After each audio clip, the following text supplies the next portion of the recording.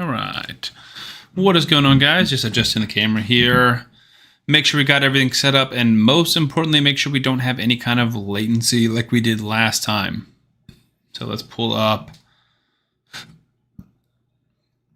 our Twitch chat, and we can pull up our YouTube chat as well.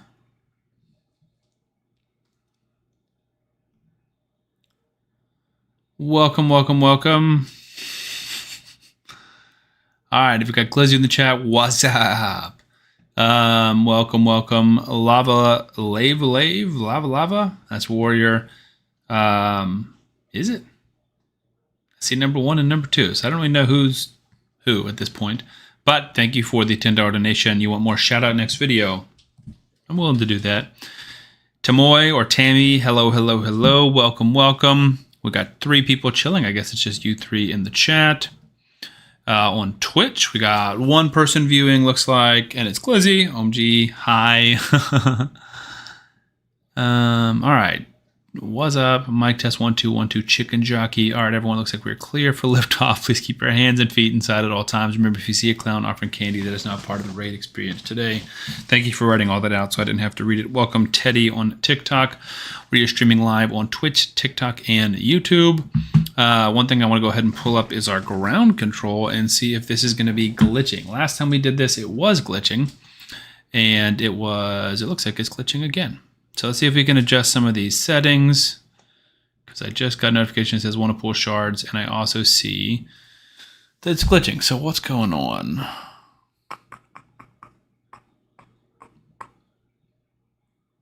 Because I really like having this. So what ground control is that's a Stream Elements feature, and it is where I can see multi-chat. So I can see chat from Twitch and YouTube and TikTok all at once, and I don't have to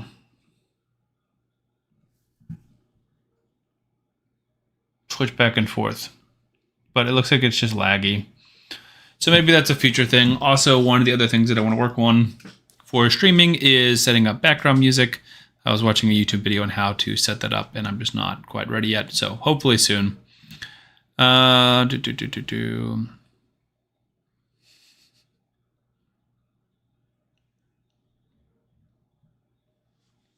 Sorry to keep you guys waiting. We're currently on baby duty, so I've got my baby monitor over here on the left.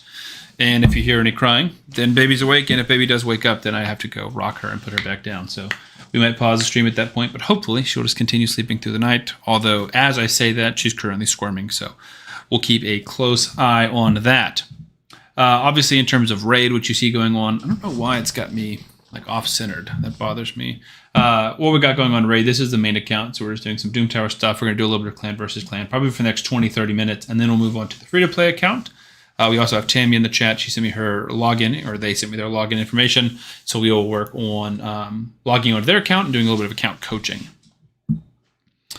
One thing I noticed was on a YouTube comment recently was when I'm doing shard pulling videos to make sure that I move myself. So as you can see on this stream, my face is in the bottom left corner. So I guess for shard pulling videos, I'll just move it up top.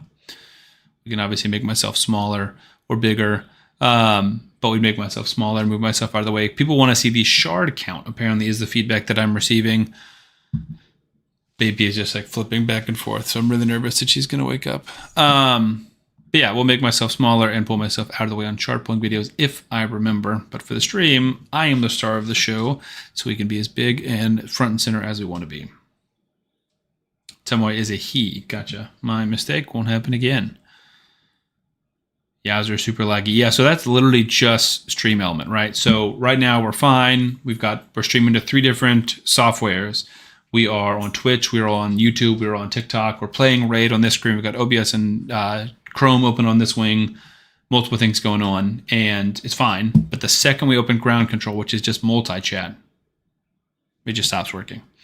I do notice that I got a sub on Twitch, so Gooders are followed me on Twitch. So I appreciate that. Glizzy, you said wear a sombrero in my next shard pull. I don't own a sombrero, so that'd be tough to do.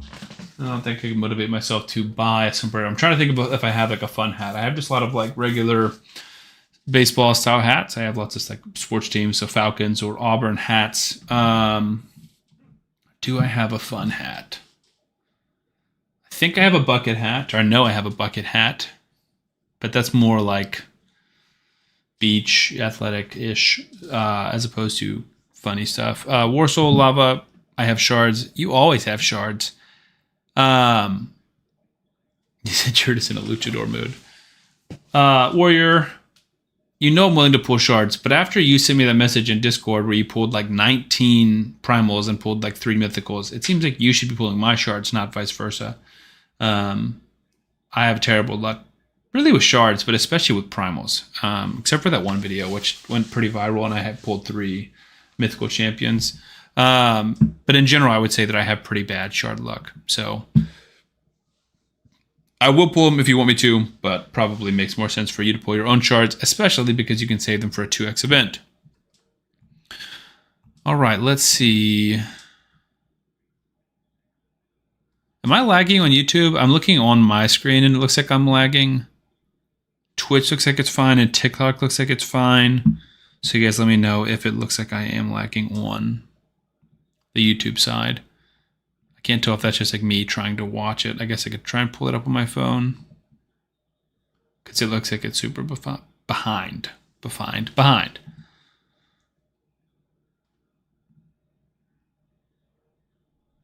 In other news, it sounds like this will be our regularly scheduled programming. Tuesday nights and Wednesday nights currently are open. We have no plans at the moment. Trying to get settled into our new house and new life. We've been here for almost a month. Also, there's no football on, so there's nothing else that's really competing for my attention. On most nights, with tonight being the exception, my wife will be home so she can be on baby duty so that I can have my full focus on the stream. Potentially could squeeze 7:30 Central Standard Time instead of 8 o'clock because I know you guys are wanting me to do it earlier. But definitely couldn't do any earlier than that because, like I said, we put the baby to sleep around 7:30. So that's just not really an option to get on too much earlier. All right, let's finish this and then we can move on. There's another Void Shard. Tamoy, yeah, I totally agree. I would love Narcisse. I would love Georgette. I also only have 10 shards, so I will not be pulling, and I'm saving as many shards as possible, so I have to buy the least amount of shards to get Leo. But that being said, we do have 3 of the 4 turtles, and I don't think there's any chance we get April. But I'll probably try and do as many of the events as I can, just without spending too many resources.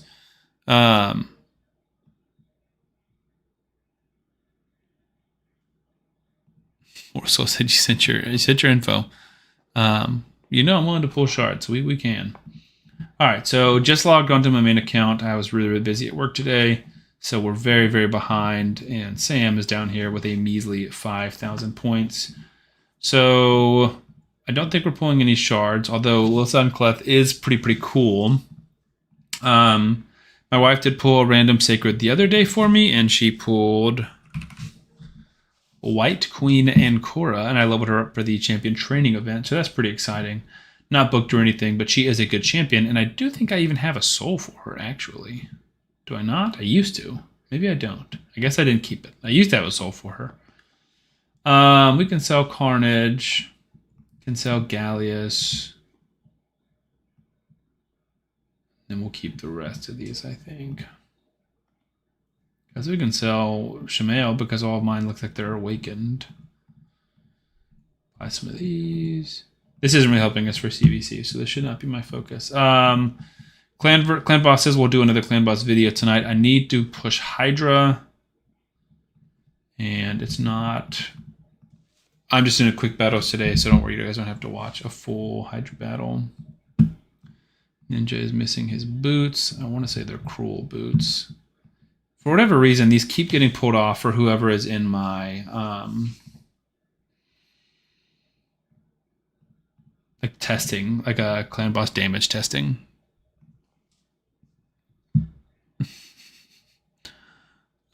Shards give you more views. You're welcome, free press. Yeah, you're totally right about that. Lizzie said you're driving. Drive safe. Definitely don't. Let me distract you from driving. All right, let me think if there's anyone else we need to check. Cardio, I feel like his gear may have moved around because I think we put him in a team. So let's try this back on.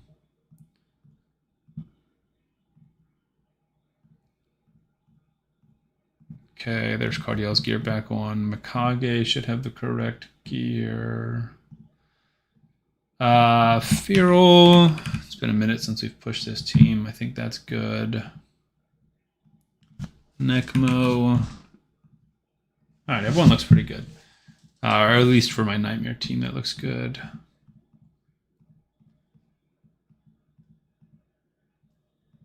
Okay. Probably need 300 million, I think. Nope. I really don't have to actually manual this out, so please don't make me. This looks better. Ooh. Really don't want to do a Hydra stream. Mine was Lizard Tank Dude who can't be poisoned. Oh, your first. Golly, I'm behind on chat. Tomoe Anchor was first legendary you put in your account. That's a good one. She was a fusion, and I chose not to go for that fusion, funnily enough.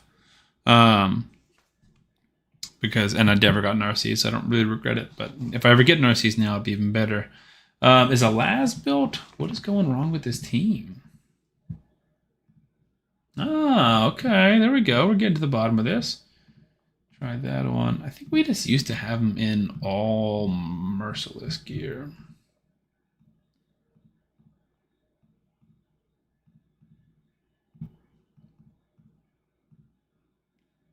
No, I mean, that's not it. Let's see if we can put him in all Merciless gear, first of all. Not good Merciless gear. Okay. Okay, so that should help. That'll deal with provoking. I don't want to use all my quick battles. But also, like, this team should work. All right, we did check. Everyone on here is built. So if the quick battles don't work, the quick battles just do not work. Also, you said the Lizard Tank Dude who can't get poisoned? Who is that? This is killing me, guys. One more, and then we might just be fighting Hydra today. At least 200. We lived the full turn. There we go. That's what I'm about to say. Like, this team is good. Maybe we just need a little bit of RNG. There's 2 billion clash points for you. That's what I'm talking about. Still not amazing damage from Ninja there, but that's okay. All right, secondly, this team, we don't care too much. I mean, better than that. All right, there we go. That's good enough. 150, that will have to do. You said he can't take weekend either. I have to go look at him. I think I know who you're talking about. Or like that champion's like the back of my mind. This team really needs to be revamped. It is not good. On paper, it's good. In reality, it's not. It's got a lot of survivability, though, so that will work. Siphi is just, I mean, Siphi and Lydia together are going to be pretty crazy. All right, so there is Hydra done. Like I said, we'll do Clan Boss later. We did farm some Doom Tower, or not farm Doom Tower, but we like finished normal Doom Tower. We can do some Perception builds, or should we do lethal builds? I don't think we have enough lethal gear. Nope. Perception it is, so we'll do the Quick Craft. Select filters, those are all correct. Edit charms, we want to use all 3 of these. I don't think we have enough speed charms, but we'll use 40 of them.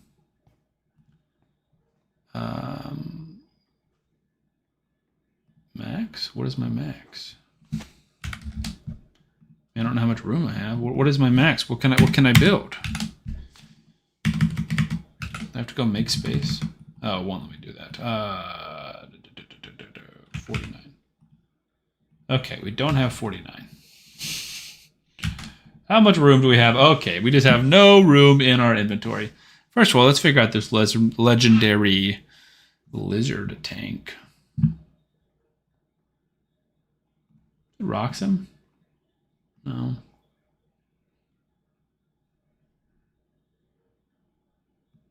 No, I don't know who you're talking about. No. No. No.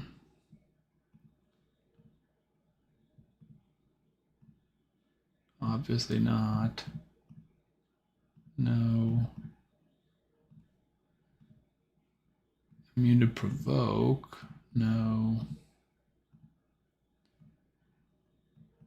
I'm starting to think that there's not this champion. This champion doesn't exist. It's obviously not Donatello. I don't think it's this guy because he's new. Can't be Basatha. It's not you, and it's not you. So it's not Warsaw. I'm just confused. What legendary could this possibly be? Are you? Oh, dude, he's not a Lizardman. He killed a Lizardman. You're talking about Stultus Dragonbane. He's a Bannerlord. To be fair, he is wearing Dracomorph's head. But yes, can't take weekend, decrease defense. Yeah. So he's not even can't take poisons. He reflects him back. He is the Dragon Hard 10, boss, the beater. So we're getting double points for CVC, or for Minnow. So let's farm Minnow. Yeah, let's do Raphael. I don't think. Because I think Leonardo and Michelangelo have full masteries, I believe. So we can just farm some energy on Minotaur to get double CVC points. Maybe farm a little bit of Arena. I guess I need to do a gear rolling session, but I might do that off screen just because that's annoying and not super fun for the stream. Just checking. We only got 1 on Twitch, 2 on TikTok, and 3 people on YouTube. So not a lot of people hanging around. I do think pending how much people we have join, I'm gonna do better to post on schedule my YouTube and Twitch streams to make sure that we know that they're there. First off, does everyone on YouTube have Twitch and follow me there? Because I think potentially Wednesdays we might just do Twitch. I don't love that idea because I feel like I definitely get more people that join on the YouTube side of things. But I want to do giveaways, and I want Wednesdays to be our giveaway Wednesdays, where we do a giveaway. But for me to run the giveaways, everyone needs to be on Twitch, because I think, at least in the very beginning, the way that we're going to do the giveaways is marbles on Twitch. And marbles will only work if you join the races on Twitch, and it won't work if you're just in the YouTube chat. Is that better? It's a little bit better. So yeah, if you're in the YouTube chat, let me know if that's something that you guys would be willing to do, because I really do want to start pushing Twitch more and more and using Twitch more and more, just because there's so many. I know that there are some more annoying aspects of it, and YouTube is fine, but Twitch just has so many more things that it offers from a viewer standpoint, but especially from a content creator standpoint. I do think one of the core things that we added recently was our channel points. So these power-ups and rewards and things like that you can highlight your message. You can make me chug a drink, clan boss takeover. So you get these for watching the stream. You get more if you're subbed, and then you can get me to raid pool a sacred shard. You can buy a custom emote that we created, and then free merch way down the line. So I think that's cool, and we'll add to that stuff as we go on. But that's all stuff that we can do just on Twitch. It's not stuff we can do on YouTube. YouTube literally just has super chats, and that's it. I think there's custom emotes. We can add goals on here, 10 super chats and stuff, but I don't think we can even do because our goals can't be subscribers or anything like that. We don't even get the notifications for YouTube subscribers, although I think we can get those via the ground control, which is the stream element thing that didn't work, so that's not great. Glizzy, what did you miss? Mostly just me rambling. We did some Hydra. It took me forever to re-gear some people, and I just did my quick battles. Dan, thanks for joining on TikTok. But we're just kind of talking through streaming stuff and farming some CVC on the main account. You can do Twitch. Perfect. Yeah, so let's plan on Twitch for tomorrow. I'll try and post on my Discord earlier and schedule that time, and then maybe make a community post on YouTube so people can see that with a link to my Twitch. Follow me on Twitch. That definitely helps me get known. Also, the average viewers on Twitch apparently really matter in terms of me getting full paid. Right now, I get a super small percentage, 30%, I think, of the subs that I get. I just get paid for that, or the cheers that I get, something like that. Versus if I can average 4 viewers on 4 different days in a 30-day period, for different streams, then that can help. And right now I'm at 1 viewer, which is Glizzy, so that doesn't help. But tomorrow, hopefully we can get 4 more for the entire stream, do our giveaways and regular hanging out. There we go. There's 2. Glizzy said he's covered in dog slobber. Got jumped when he got entered his home. Glad you got home safely and we didn't distract you with the Twitch. 20% coins. I'm trying to read TikTok chat too, because I got that pulled up on my phone. YouTube pulled up on one tab, and then Twitch pulled up on another tab, and making sure I'm staying up to date on all of our chats. Okay. So we'll definitely do free to play on Tuesdays. That'll be the focus. And then some giveaways on Wednesday. But obviously that's not like enough for a full stream. I want all my streams to at least be 2 hours. That's the goal. But depending on what we're doing, maybe we switch to another game if we're running out of things to do, or maybe we're just hanging and chatting and there's not too much actual gaming going on. Potentially we can be doing takeovers and coaching. Right now we just don't have that many people in there. Glizzy Appreciation on Thursdays, obviously on our scheduled Thursday streams. Honestly, I'm thinking about Warsoul now that you Lava Lave, whatever you want me to call you. You have like 8 different usernames on different platforms. You donated $10, so thank you for that, first of all, to start off today. And you said if you want more, shout me out next video. We could also add that as one of our little power-up reward things on Twitch. So we can say if you get like a certain amount of these, you get a shout out on one of my videos. I don't know what the amount should be. To be honest, we just kind of need to use Twitch more as a community to figure out how fast this stuff earns. Because I know you said the other day that, because I think you got like highlighted a message here, and you said you start with like 300 or something like that. So I don't want it to be like 500, because then I'm shouting out like 15 people. But maybe if we make it like 2,000 or something like that, I just don't know how fast you earn them. We could do a shout out on a YouTube video or something like that.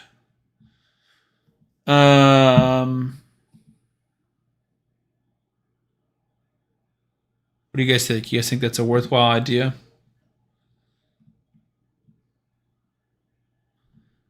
Doing shout outs. All right, so there are some scrolls for our Raphael. Let's check. We're at 8,000. Is there anybody I need to book? I don't think our turtles are finished booking. Yeah, we need that for Donatello.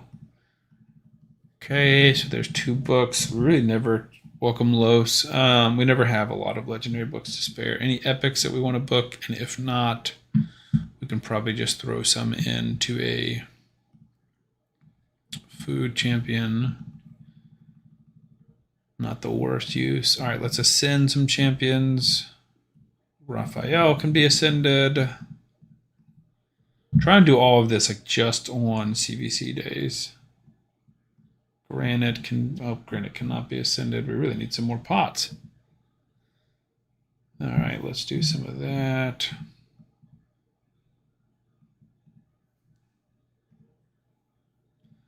Super exciting Arcane Keep stream.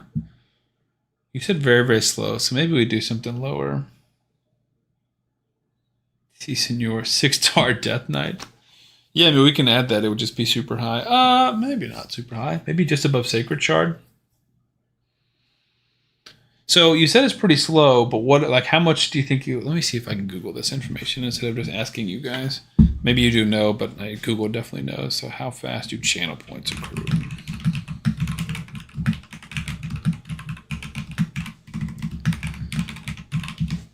And then we can do some quick math. Math stream. All right, so base points, 10 points for every 5 minutes of watch time for non-subscribers, so 120 points per hour, plus an additional 50 points every 15 minutes. So 50 points every 15 minutes for a 2-hour stream. That's like if it's a full 2-hour stream and you guys are on it, like clicking that button, then that is 400 points there from the 50 extra points, because it's 4 times per hour. That's 200 times 2, 400 points, and then 10 points every 5 minutes.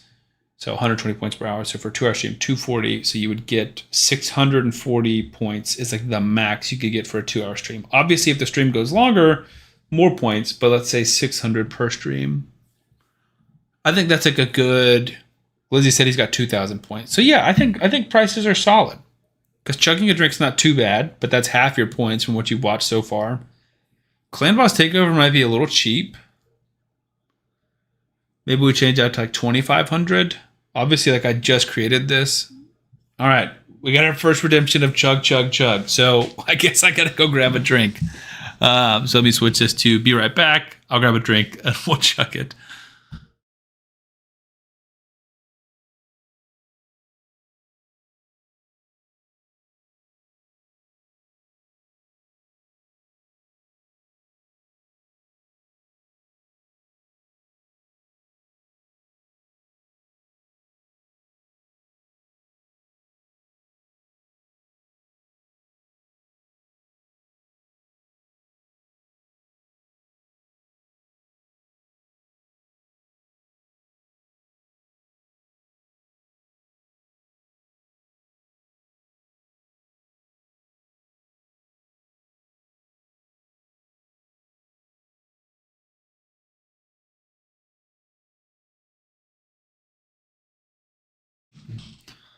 All right, I am back.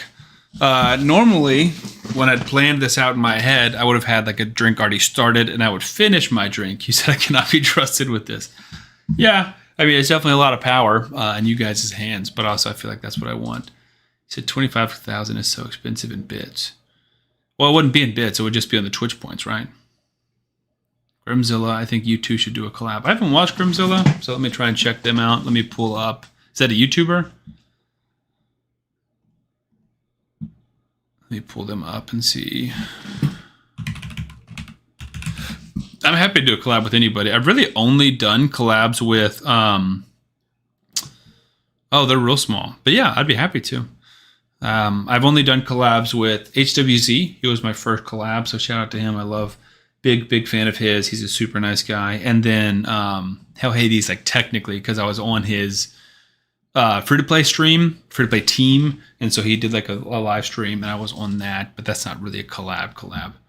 All right, so we should do a collab instead of Twitch. It's a par. Instead of Raid, it says Crushing Brewskis. Potentially. I'm not a huge drinker. Tonight, it's just, make sure the camera can see this, just ice cold Dr. Pepper, and it is unopened. So, like I was saying, would be typically I'd have like a half-finished drink, and then I would just chug the rest of it. But today, we'll be drinking the full drink. Probably not in one go, because I'm not a savage. But we will open it up. Some ASMR for you. I'm sure that was super loud. All right, 1,000 channel points.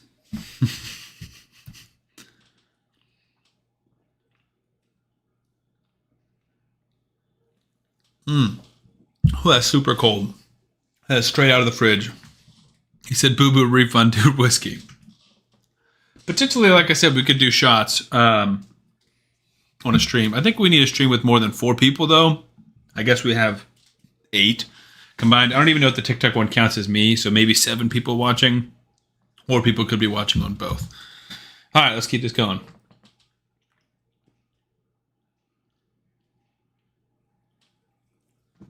Ooh, so much carbonation. I feel weak. I feel like I used to be able to do this a lot better. Keep having a burp. I feel like I used to be able to do a Dr. Pepper in one go, and that was 2 so far, but I would say we're well over halfway, if not 2/3 of the way. Oof, we'll see if we can do it, finish it the rest of it here. I know, Lava, we're going to pull your shards, man. We will pull your shards.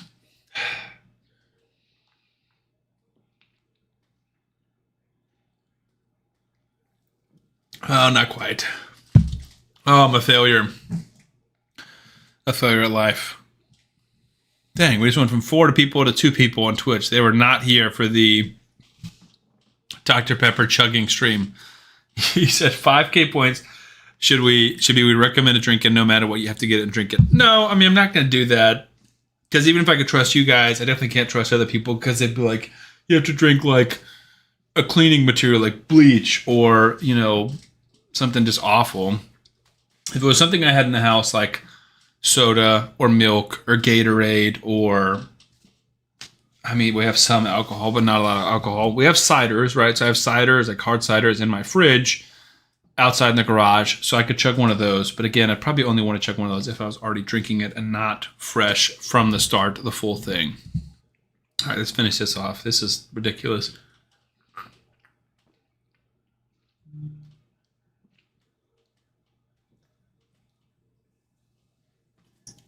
All right. Oof. That is done. Immediately send you a pic really quick. I assume that's saying like what I would have to drink.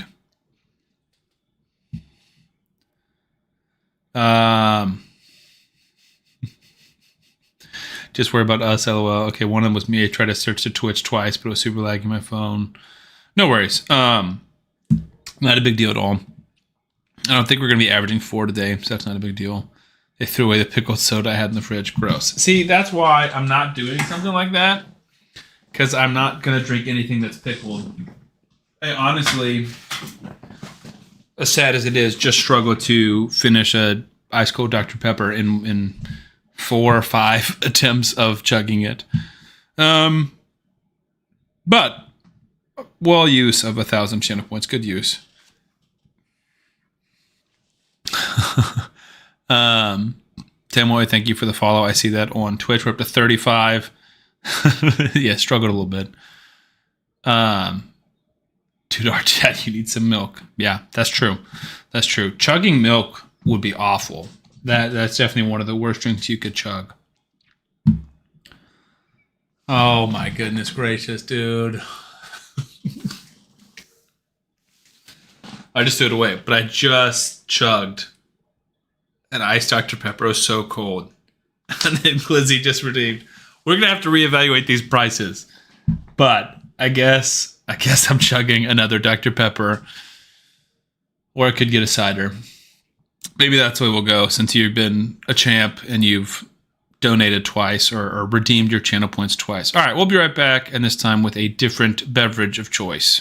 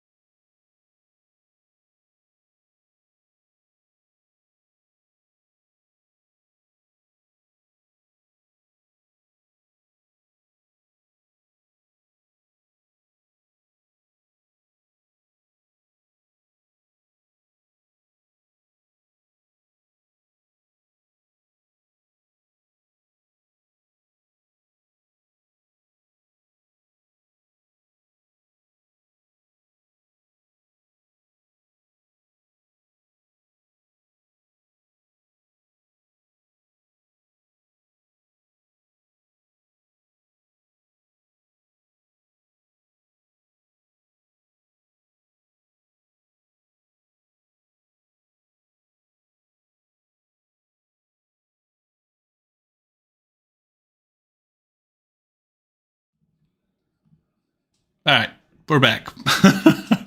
This one took a little bit longer because I had to also go upstairs and find a bottle opener. So we've got I can't even see my camera. Red's Apple Ale, so a hard cider.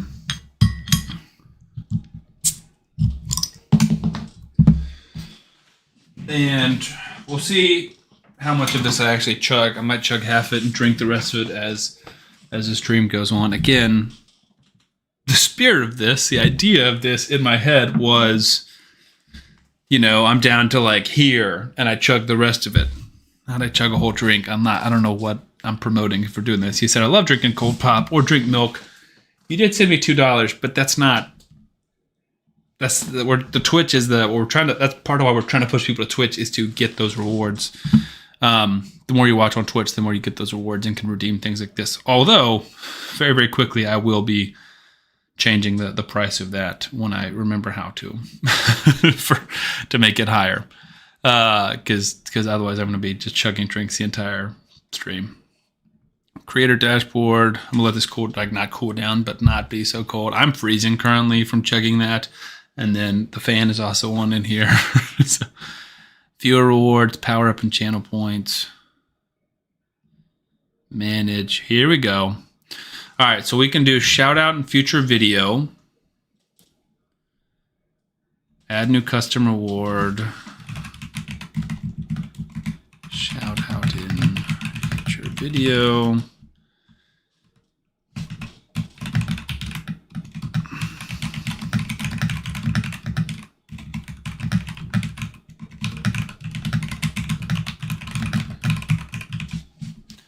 And I think we said 2,000 for that one. Create. Wonderful. And then chug, chug, chug is at least going up to 1,500. I think that's fair. Because even if it's like twice a stream, that's manageable. If it's more than twice a stream, I think we're really, really going to be struggling. All right. Stream manager. All right. Okay. Let me catch back up to chat really quickly before I drink this. Mr. President, there's been a third drink donation. I don't think there's been a drink donation here in the chat, though. I just see 2. You hate Twitch. I get 0 ads on YouTube. Do you have YouTube Premium or whatever?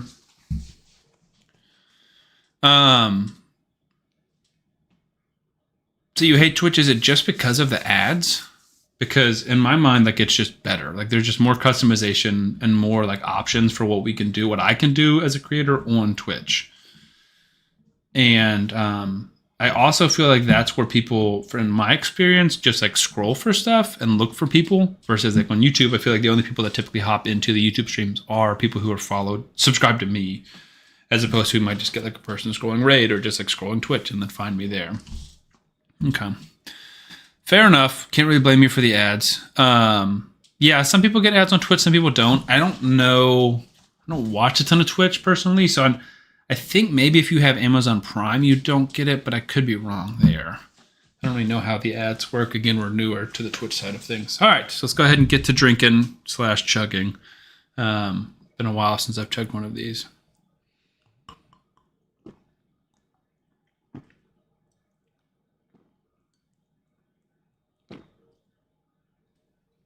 Ooh.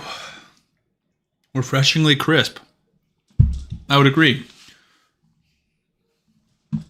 Trying to keep these burps mild and not super loud. All right, so we should be able to send some more champions.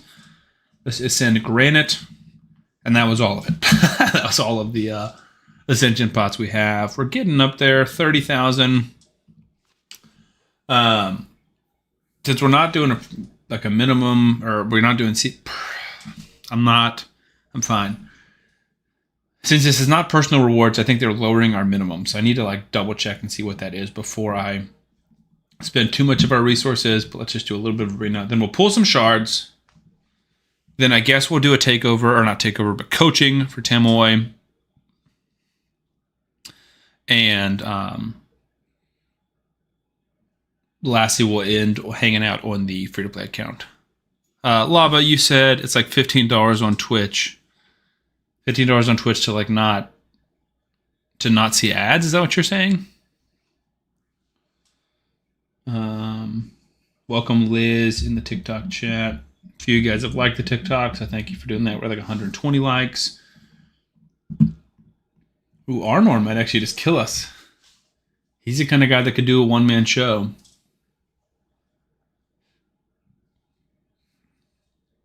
Puts on Stone Skin.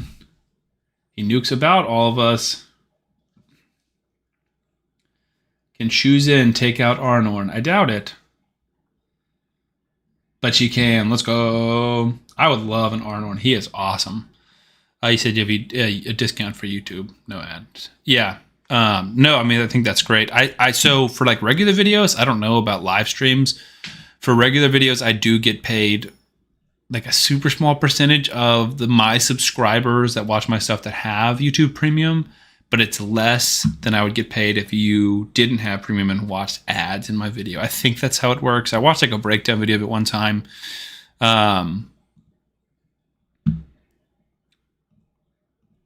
But I believe that that's how that works. I want to update that. Also, I was curious, for you guys watching the YouTube stream on YouTube, or this stream on YouTube, any of these previous streams on YouTube, do you get the ads there? Obviously not you, Lava, because you have no ads, but like Tomoe or anyone else in the YouTube chat, do you guys see ads on these live streams?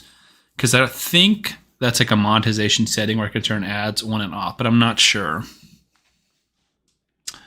You said we don't push hard on non-personal words in Valhalla. Yeah, we don't either. Let's see. I don't check the Discord too often, honestly. CVC. We've experimented with new requirements. No minimum points requirement. There'll be a max of 150. Perfect. So we really don't need to do much at all. So with that being said, is there anything I need to do? I did my Hydra. We'll come back and do Clan Boss here. We can do Faction Wars later. That's fine. Okay. Let's go ahead and log on to one of Lava's accounts, one of his many. And we can watch my cool Stormtrooper over here for now. And we will pull some shards. A little impromptu shard pulling video. Shard pulling stream, I guess.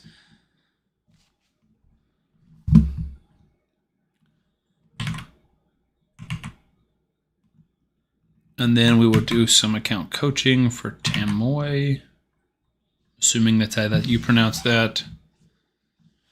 Probably not, honestly.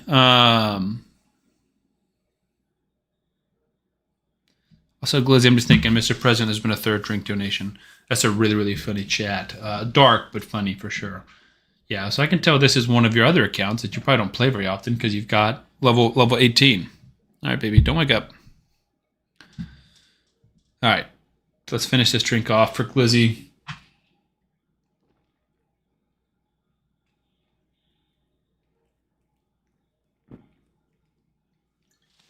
Oh, so cold.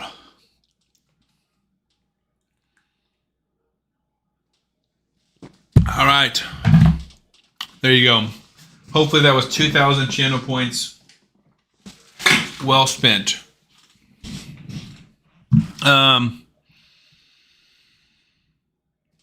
Never during the stream. Okay. That's good to know. I was curious how that works. The monetization is weird on lives. Like if I look at our last one, got 188 views and I made 10 cents. So not a whole lot going on there. A different one got 30 views. Which one got 30 views?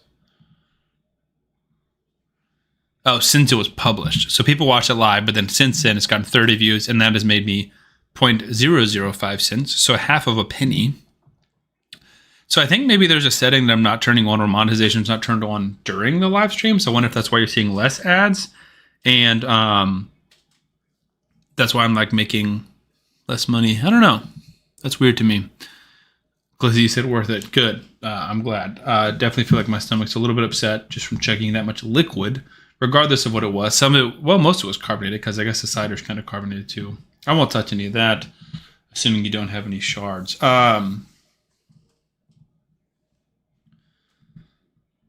a free one of those. Okay. So I assume, Lava, are we pulling all of these shards? How old is the baby girl? She is 7 months. So she was born February 27th, I believe.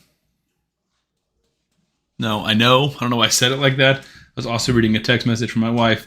She is headed home.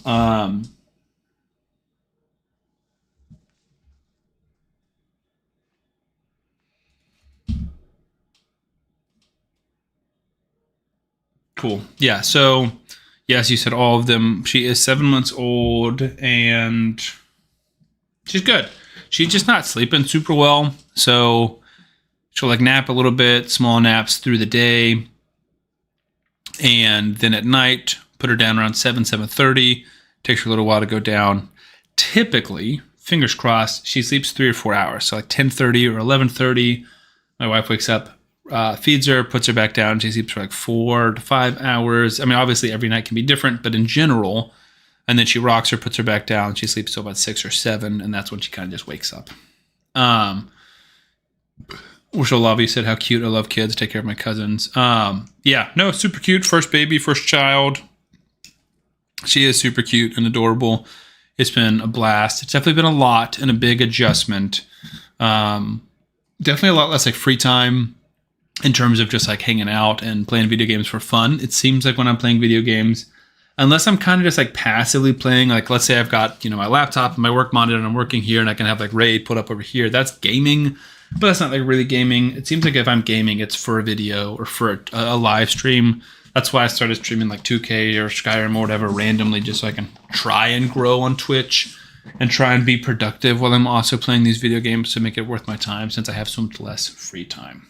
That being said, let's go ahead and pull some shards for lava here.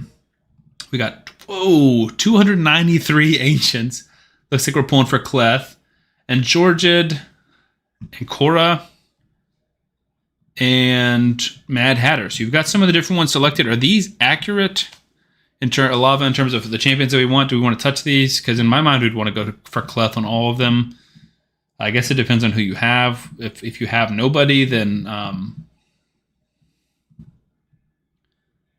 you have none of the champions that are available. So does it matter? I would assume that we would want Cleth and probably Georgid or Narcisse maybe if you want. But that's up to you. Yes, being these are correct. That's my bad. I asked a few questions. That's the only question. Are these correct? Or if you want me to change them, say no, please change them or change them all to Cleth. Whatever you want to. But I'm assuming in like 2 minutes, I'm going to go ahead and pull all of these with whatever they're currently at. Either way, I'm going to go ahead and get started on the ancients because it's going to take a while to work through. And then if I need to change them, obviously we can. So we'll start with 3 single pulls. Looks like it's just me on the TikTok chat now. Oof, my stomach feels full. That was a lot of liquid. Super fast. Glizzy said mainly Rivals and Master Duel. I played Marvel Rivals a little bit before we moved. It's definitely not like a game I enjoyed like picking up and playing with strangers, so I had to play with people. And so that kind of like very like narrows down my time when I can play it. But I did enjoy it. I thought it was very fun. I just didn't feel like I was super, super competitive. And I didn't feel like I could really like put in enough time to become super competitive. All right, so first 10, we got nothing. You said you don't care. The odds are low. Then I'm going to change the odds to Cleth, or the preference to Cleth just because I think he's the best. I mean, they're all amazing, but he's the hardest to get. And when you can get a Unity champion, I think you should jump. I almost thought about pulling my shards just to try and get them because they're not in the regular summoning pools. All right, so 23 ancients down, 270 to go. So this is a big, big shard opening. Definitely going to get at least 1 gold. We'd like to see at least 2 or 3, and we'd really like to see somebody super, super good. In terms of epics, I don't know if we care too much. Are you even in a clan to receive clan versus clan points? You said you love Apex Legends. You'd pay me to play. You'd have to pay me to play because I am trash at it, and I just do not enjoy playing like competitive games where I just suck. Like if you want me to play like a story game and it's free or cheaper to play, I would consider doing it if I think it would be fun. But if I play Apex, I know I'm really not going to have fun just because I'm going to get wrecked, regardless of who I'm playing against, because I'm just bad. But if you pay me, I really would consider playing it. That sounds super selfish. But like I said, I have a lot less free time. So like if I have free time, I want to play 2K with my friends, or I want to play Skyrim. And I've been doing that run where I'm trying to get all the trophies on Skyrim, and I've got like 13 out of 75. So I'm like a fifth of the way there. But yeah, it just takes a lot of time. or almost fifth of the way there, I guess. He said you play with me and help. What console do you play on? And / is it cross-platform? Dude, check out Vitreous Anointed from Sacred Order. He looks like he would slap. I didn't realize I had this guy. So I don't have Vitreous on any of my accounts, but Demos does, one of my subscribers. I think he's been in the YouTube chat before, but typically he goes to bed a little bit earlier, but he's the guy who runs, he's got his own flooring company. He has Vitreous, and he said he does hit very hard. He got buffed not too long ago. So A1, attacks one enemy 2 times, heals himself, places True Fear in 1 turn, can't be resisted if the first hit fully healed himself, targets boss, decrease speed. Solid. AoE before attacking removes increased defense, ally protection, and strengthen, can't be resisted. If at least one buff was removed. Increased attack, increased crit damage on himself. Will also ignore 30% of each target's defense. That's big. That's definitely big damage. Boosts his turn meter for any champion alive. That's solid. Books to a 4 turn. Attacks one enemy 2 times. Sorry, I was looking at his sword. Each hit ignores 30% of the defense. Destroys max HP. Both hits will ignore 50% if they have active skills on cooldown. That's pretty cool. So you'll work really well with a champion who has like increased skills like a Alice or a Warlord. Passive instantly resets cooldown of one of the champion's skills whenever an enemy increases the cooldown of any of their skills. Instantly resets the cooldown on one of this champion's random active skills, so A2 or A3, whenever an enemy increases the cooldown of any of their skills. Increases? Does it mean like if Warlord blocks them out, then he would reset? Or if they use one of their abilities and it goes on cooldown, what counts as whenever an enemy increases the cooldown? Grants an extra turn if a skill's cooldown was reset. So I think that is like Warlord or someone. Go back to sleep. Just keeps scaring me by almost waking up. Adds or granting an extra turn, places a skill on cooldown, so it's a 4-turn passive. Will also grant an extra turn if an ally mastery, artifact set, or accessory decreases the cooldown of any of this champion's skills. Oh, that's cool. That's a cool ability. Adds or grant an extra turn, places a skill on cooldown. So it can't happen super often, but if you have like a reflex and or 4-piece merciless, then he can do that. So that's pretty cool. Let's look at his multipliers. I know you guys love my keyboard. You get some keyboard ASMR snuck into our stream here. So Vitreous the Anointed. A1 is strong. So in the arena, hitting about 70-ish K. The AoE is legendary. My antivirus does not like Hades' website or his artifact optimizer, but this one's legendary, hitting for about 97,000. And this one's godlike, hitting for about 237. So that should kill like almost anyone. Hypothetically, kill like a UDK and someone else, or gets taken by the UDK and then someone else. Yeah, I mean, I think build him out, Glizzy, and see how he does. Also, I just see your comment, boo, Xbox boo. Also, I have PC, obviously, which you're watching me on, so I can definitely play on there too, because Apex is free and I could download that. Yeah, update me, let me know. Let's get back to 200 ancient charts. So we've pulled 93, got nothing. Zilch, nada, nothing. So we're going to go ahead and pull the rest of these and see which legendaries we get. Again, don't really care too much about epics. I don't know what kind of epics you have on the account, but if you're not playing this account too much, imagine you're looking for good legendaries to make you play more. I assume we're also just feeding all of these. Let's just feed them all into here.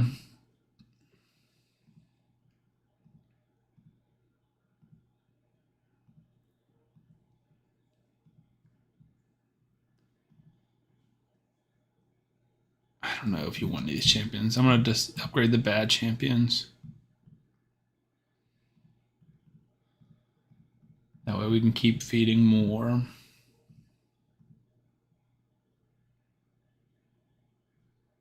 And we can feed these guys despite the fact that they're fusions. This is annoying.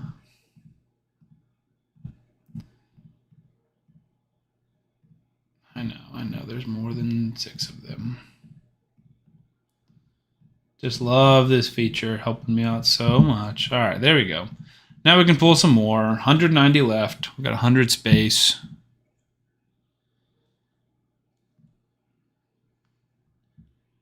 Come on, where are the golds at? This is getting ridiculous. Again, I know I say this every time, and I'm kind of like a Debbie Downer. We have a 0.5% chance. So odds are to say we receive 1 in 200. So we don't expect too much, but I kind of expect something. I don't know when the last time you pulled a shard is. Maybe you've never pulled a shard on this account. I don't know. But it just feels like we should be getting legendaries before we're actually getting these legendaries. Elijah, Ambassador Lethelin. I guess we can also check and are we getting any Mikage style champions? So Elijah is, Riskarn is. So let's go ahead and lock you. And we can't. This is a new account. Let's put all of our epics into the vault except for you.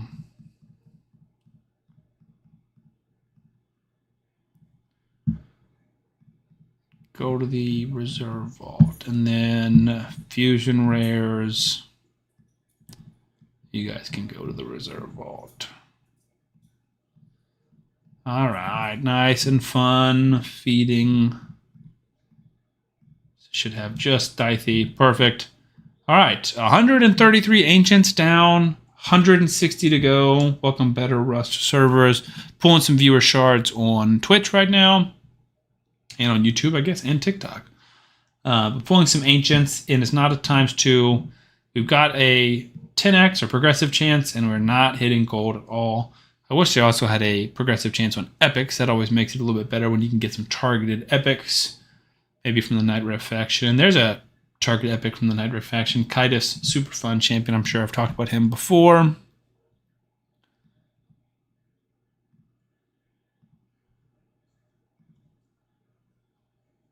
I wasn't watching. Johnny, Sir Artemage. Johnny hits kind of hard. She was really good. She did really good in one of my clan boss damage testing videos recently. Finchi also hits kind of hard. Urtikata, Maruka. Got to be one of the most random champions in the game. It's not going great, guys. It is not going great. We are not getting those legendaries like we would like to. Deathless, another Night Rev. We're getting the Night Rev, just not the legendary Night Revs. Show me one Losan Cleth on the account, and we'll call this shard pulling session a win. Because right now I'm calling this a L so far. $36 is enough to make you play for at least an hour. Yeah, I think I'd play then. I don't know if, I guess I could stream. It would probably go pretty poorly. But I could potentially do that. There we go. There we go. Come on. All right. It's Helicath. I don't know how you feel, Lava. I don't know what kind of champions you're looking for. But that does give us a 20x, at least on Ancients, for Losan Cleth now.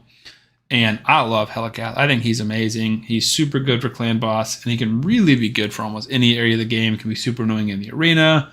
I use him in my Iron Twins team, which is under a minute for stage 15, and he is very, very strong. So I think Helicath is a win. Definitely not the champion we wanted, but I think that's a good champion to pull. We could definitely pull worse, like not legendaries, or like worse legendaries. Yes, I wanted him. I wanted an account to do CB. Well, there you go. Obviously, I'm sure you have 0 books, but you have 5 books. But if you can get just his A3 booked, he can do a lot, and if you can get both of them booked, he can do basically by himself. He's like the only champion you need. So he is amazing for that. Let's go ahead and throw all of our champions into him, and then we're going to throw all these guys into our vault. I wish there was a way to like shift click everybody, you know, like you can on any normal software program. You'd give so much just for any block damage support. Yeah, there's not like a ton of them in the game, and most of them aren't great. Kenny, welcome. You said, whose account are you pulling on? This is Warrior/Warsoul Lava/Lave, who's got the man with many names, but specifically Warsoul Lava right now is what I see in the YouTube chat. One of his many accounts, and he said, there we go. There we go! It's Losan! That's what I'm talking about! Look at that! Progressive Chance is hitting. So we get Losan Kaleth, who's the faction unity champion for the Knight Revenant faction. I don't even have him on my account, so that's awesome. Zay1 attacks one enemy based on defense. Atrophic Axe. 80% chance pokes to 100, placing weaken. Can't be resisted if the target has attacked this champion before this turn. So if the enemy has hit Losan, it's irresistible weaken. LOLCF2X. Oh, got you. Saying CF 2 times. Yeah. Yeah, I mean, fair enough. You're just not hitting the number of legendaries you would hit. But clearly this today, like I said, if we pull Losan, it's a W. I said that. You're just defying the odds. And if this was my account, I guarantee we wouldn't hit it. Spirit Calculus, again, math stream. So much math on today's stream. The HP levels of all allies will be brought up to the level of the ally with the highest HP. The turn meter levels of all allies will be brought up to the level of the ally with the highest turn meter. I think that's super fun and cool.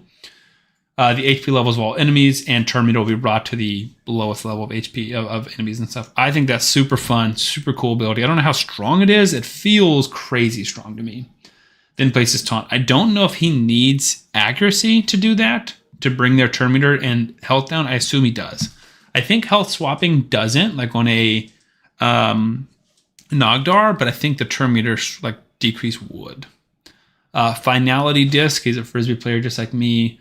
Attacks one enemy before attacking, transfers all debuffs from this champion to the target, and heals the champion by 10% of their max HP and more based off of how many debuffs they transfer. We'll always use this skill instead of the default skill, which is awesome. He's going to be like throwing his debuffs off left and right. So you've never hit on Progressive Chance. It feels like I've never hit, but I definitely have. But I think it's also because I've pulled on so many that it's kind of just inevitable for me to pull and to hit on some of them. But it definitely is rare that I hit on a progressive. All right, so he is the Knight Rev faction unity champion with one faction ally. Also removes all buffs from the enemy. Can't be resisted if they've attacked him. Two faction allies will attack all remaining enemies with less than 30% HP. This attack will ignore 100% of each target's defense and cannot be critical.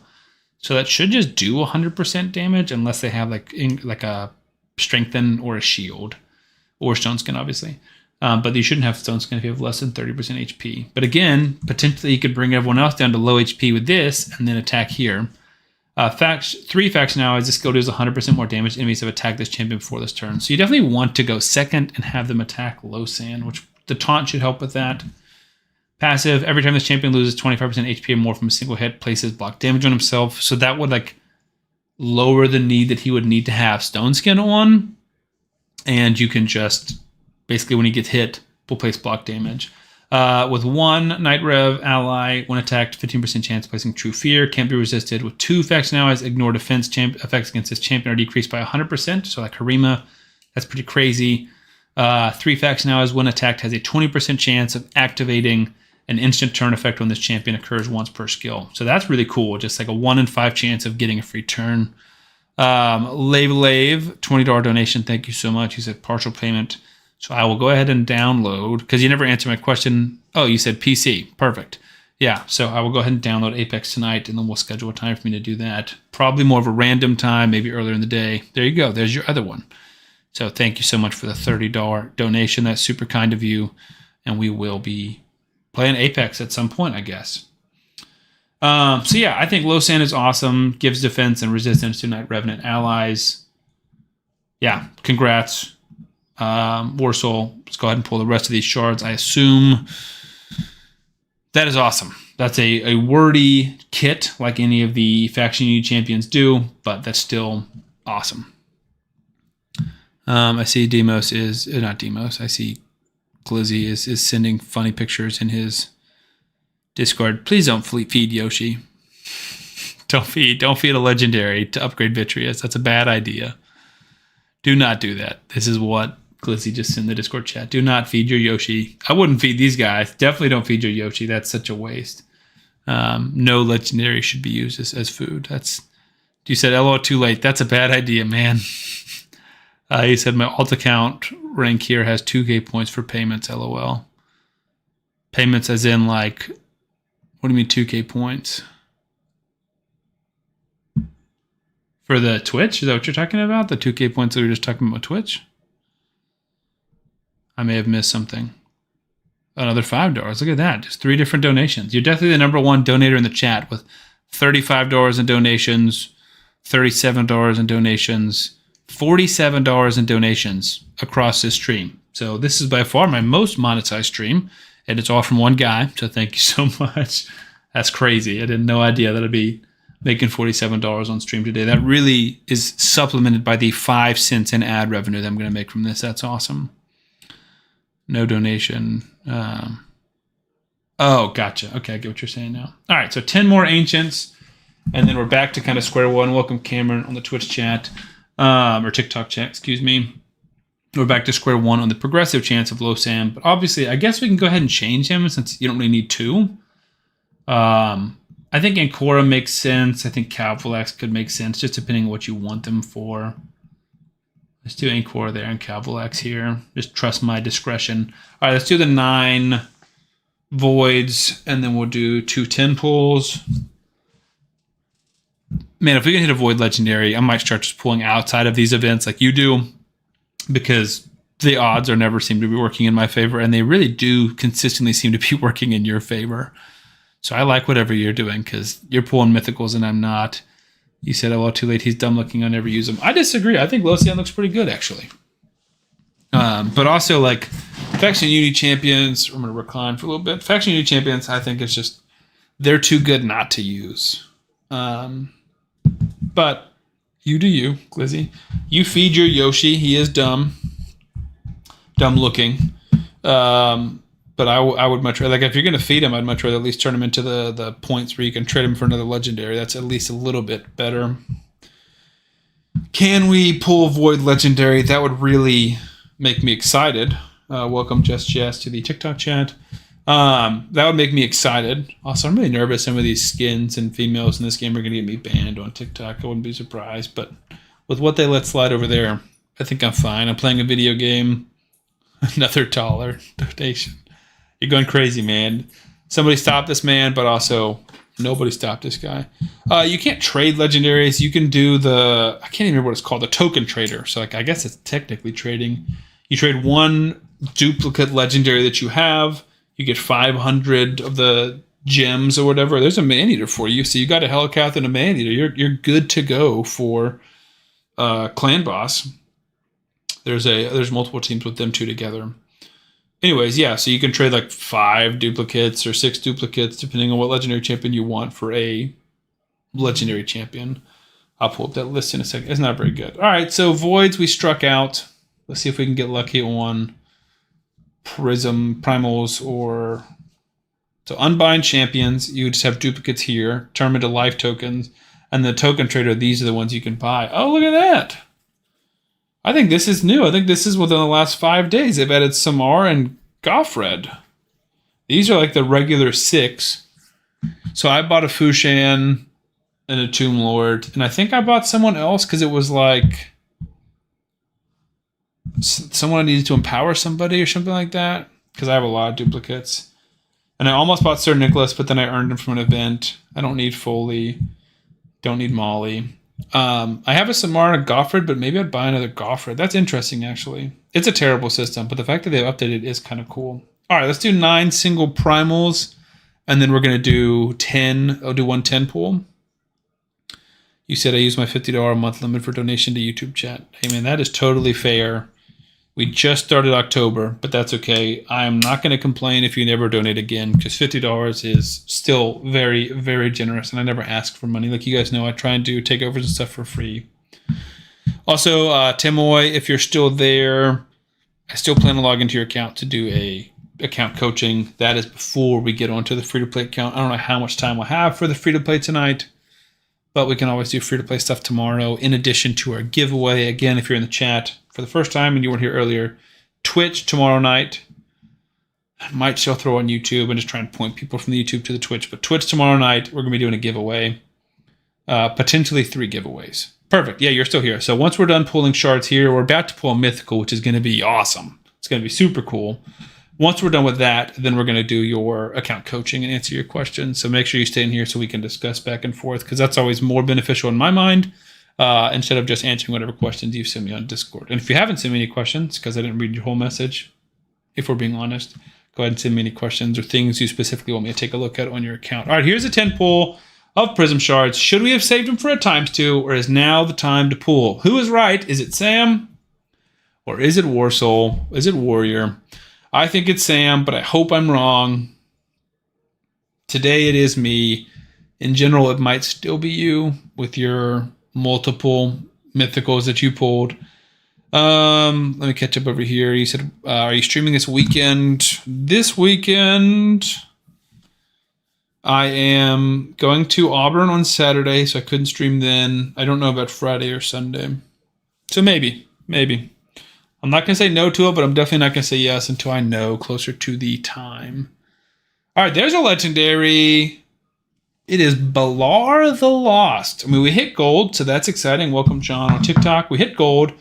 Balar, I think I got him in that deck fusion. He said, cool, you'll have a surprise. I'm excited. I got him in like that deck, but I've never built him. So A1, base 1 attack, places shield on himself. Chance of placing poison sensitivity. We like poison sensitivity. Twister of Life with a Y. Attacks one enemy. I'm going to pop a peppermint in here. Attacks one enemy. Chance of placing leech on all enemies. Instantly activates all poisons. So he's a poison activator like Xavier or Elenarl. He's may have him good for Chimera. I like Chimera. Actually, I hate Chimera for being completely honest. Monster with growth. Attacks one enemy before attacking. Places increased action on all allies. Chance of placing decreased resistance on all enemies for 2 turns.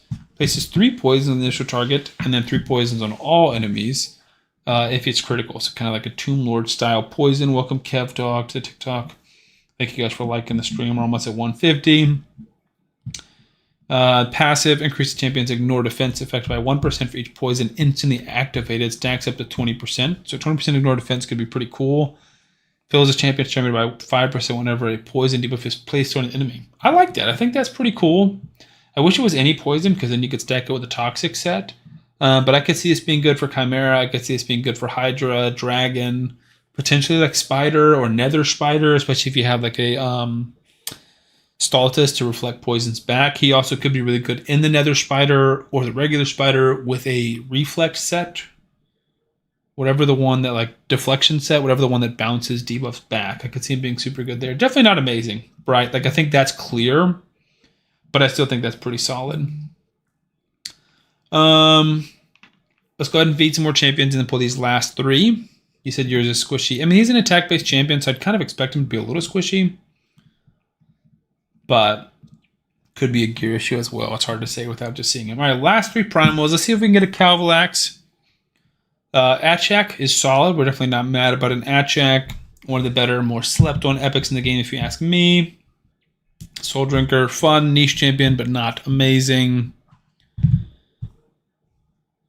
Tamoy, actually, Discord voice chat is kind of weird for me recently. When I've been streaming or even recording videos, it hasn't been working. So I don't know what that is. It's like I can't hear coming out of it. I can only do it on my phone.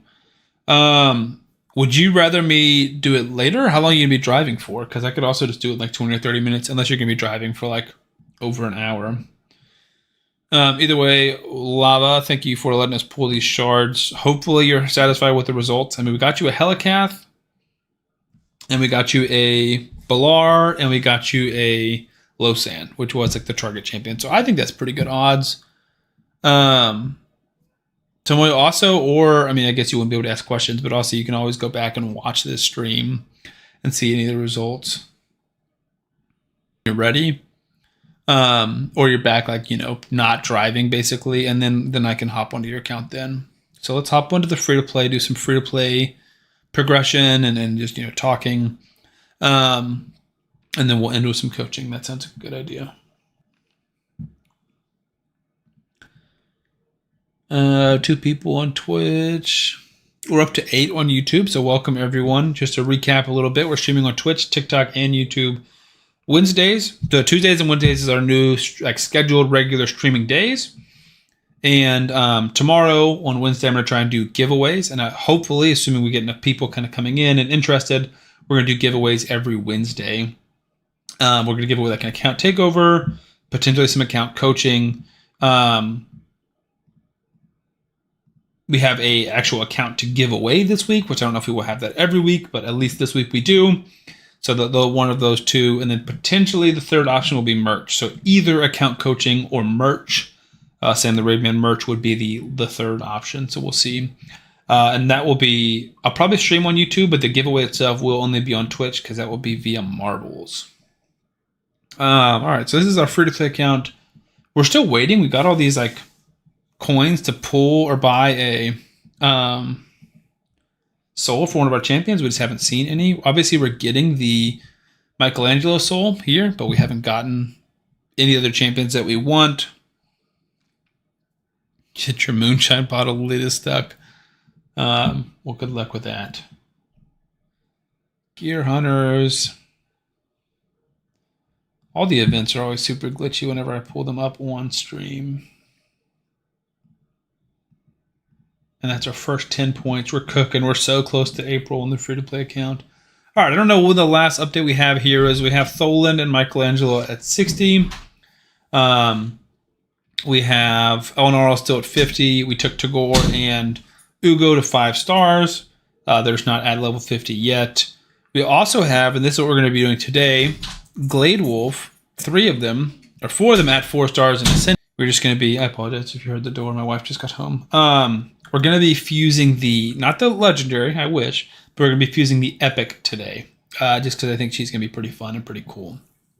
In terms of shards, we're at 38 ancients, 7 voids, 2 sacreds. We have not had a chance to get any more sacreds, sadly. Could probably do a clan boss battle near the end of it, but right now let's start with some arena. Then we're going to level up some of those. Any level 60 Michelangelo scares me. We'll level up some of those dogs so we can them and start working on that epic. I think that'll be pretty cool. God, that you're happy again. Yeah, I definitely think it's a good sign that whether or not you can open your moonshine is a sign of how happy or how good your night's going. Obviously, I'm giving you a hard time. I literally chugged a drink today on stream. I will say that for me. First of all, it's the first time in a while I've chugged any drink, much less, 2 drinks. An alcoholic drink on stream is definitely not something I thought I'd be doing. I don't know why arena's being slow. There we go. We can try this one and hope we're faster.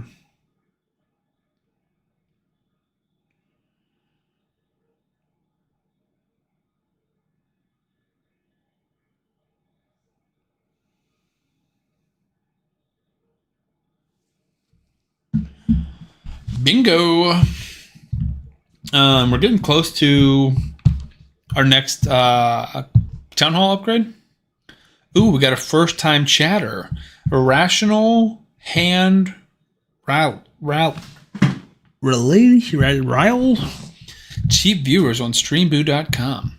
Thanks. The bots are back. The Twitch stream is freezing. No, what's going on? What's happening? What's going on?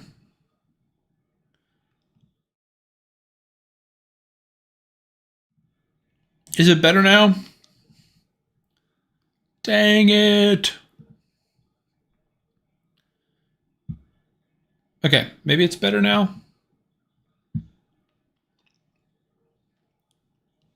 I refreshed it. Please tell me it's better now. Can't be having Twitch issues. Either way, I think we're ready to take this to level 4. No, we're not. You can't tell if it's me or Twitch. Yeah, I mean, I'm looking at it on my side, and it looks like it's moving. Maybe it's laggy. I can't tell if it's... Looks like it's fine. Hope it's resolved now.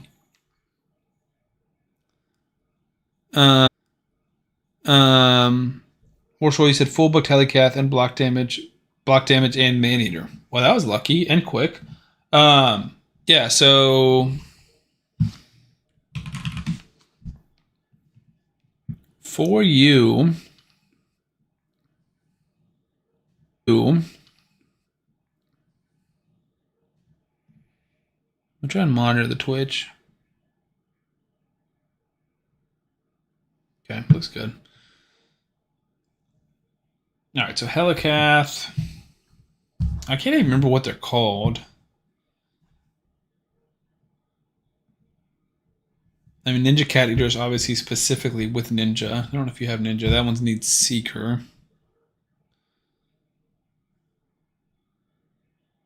Tower and Skull Crusher.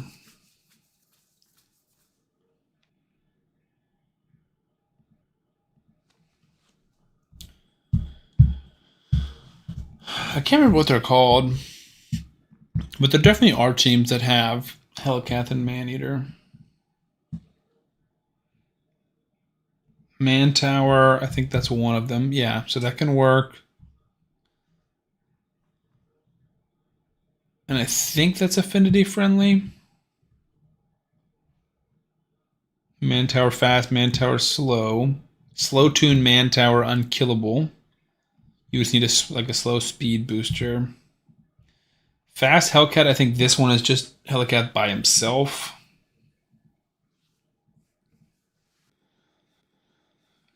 Can't remember off the top of my head like what teams I've used. Did you have Ninja but not booked? I don't think he needs to be booked.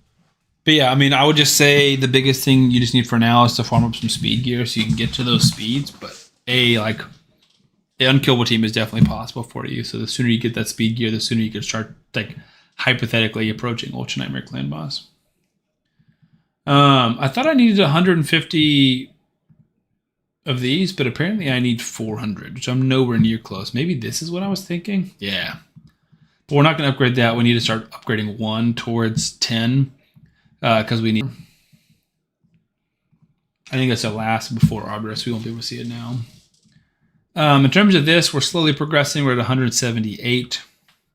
So we're over halfway to Arbiter. It's just like random blockers. Like we can do this easily. See, pretty. That's actually kind of tougher, but that's doable. Again, easy. That will be a bit of a pause because 100 silver or gold medals, that's like 40 fights basically. Steam froze. What is going on? All right, first thing I'm going to do is just check on my phone.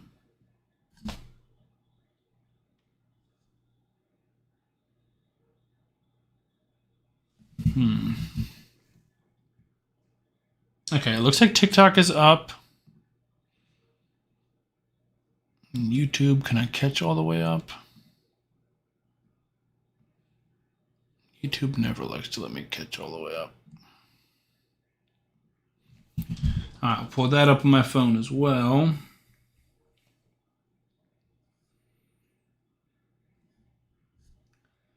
It's an ad on one of my other accounts that's not actually Sam the Raid Man. Yeah, it seems like that's working. So that seems like it's better. And then on Twitch, can I see that here?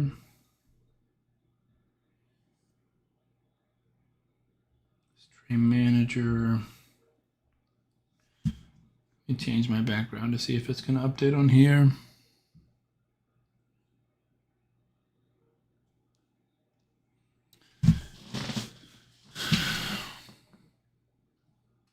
Okay, it looks like it's working. Can you guys see it? I just checked myself on my phone, and YouTube, Twitch, and TikTok all seem to be working now.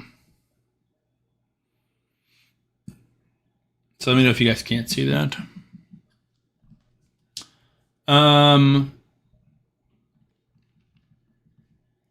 Glizzy, to respond to your comment, you said, also, I get why they do it, but I still find it crazy that they charge to use part of their websites. I don't know exactly what this is in reference to. Is this talking about like Hell Hades' website?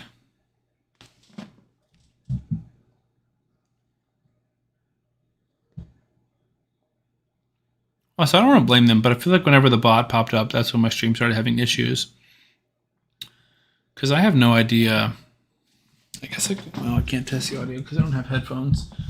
I was going to try and like test and see if it is laggy or what's going on. Doesn't seem like I'm having any issues. Oh, it does say I have poor network connection on Twitch. No. But I'm not doing anything. What do I pay all this money for AT&T Fiber if it's not going to be fast? I have crazy fast download speed.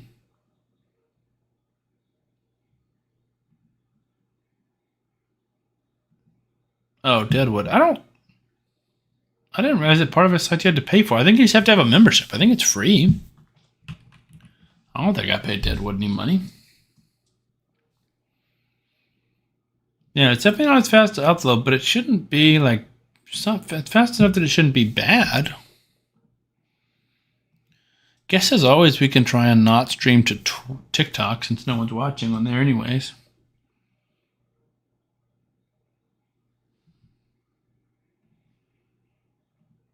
All right, we'll turn off the TikTok.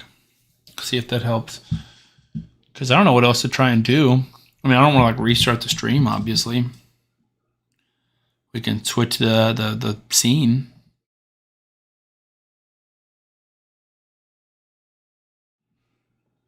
See if that does anything. Twitch is good. You said Deadwood, yeah. Haven't seen anything on YouTube. Let me know if it's still lagging for you guys. But yeah, I don't think I have like a... So access the ClanBoss calculator. That's what I do. It's free. Save and share your builds. Save build library. Yeah. Nah, I don't care about any of that. I mean, remove ads. Who cares? Like, it's a website. He's got to make money somehow. YouTube shout out. That's like what we were just talking about. And the save big builds. I mean, I don't do that. I would just make a YouTube video about it, and that's my way to save something. So there's our 3. And then what we're going to do is just level up our rare like this. We're going to use all of our common champions and then some brews, take him to 40, and then we're going to fuse our epic. And then I think we might do some minnow farming for CVC. Isn't that exciting? Help Glizzy out with some free CVC points. Not free, obviously, but CVC points nonetheless. All right, so there's all of our commons, and then let's just max out that. And then if you think about it, this is the first ever fusion on the free-to-play. And I said fusions are possible. I just never said legendary ones. Obviously, that's kind of like low down, and that's not what we're talking about. But we are fusing an epic, which is pretty cool. And I think it is like a good... Glizzy said, what are you paying for? I mean, it sounds like you're paying to save your builds. You send me which comp you should try. Okay, yeah, let me do that real quick so I don't forget.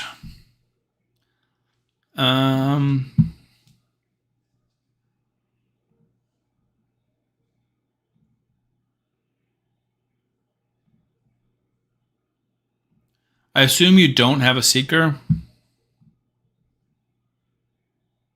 Warrior?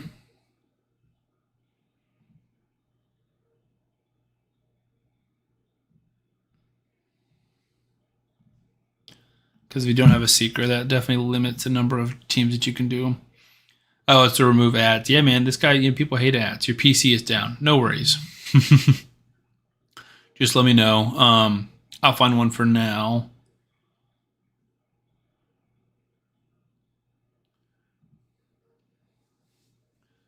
And then verify.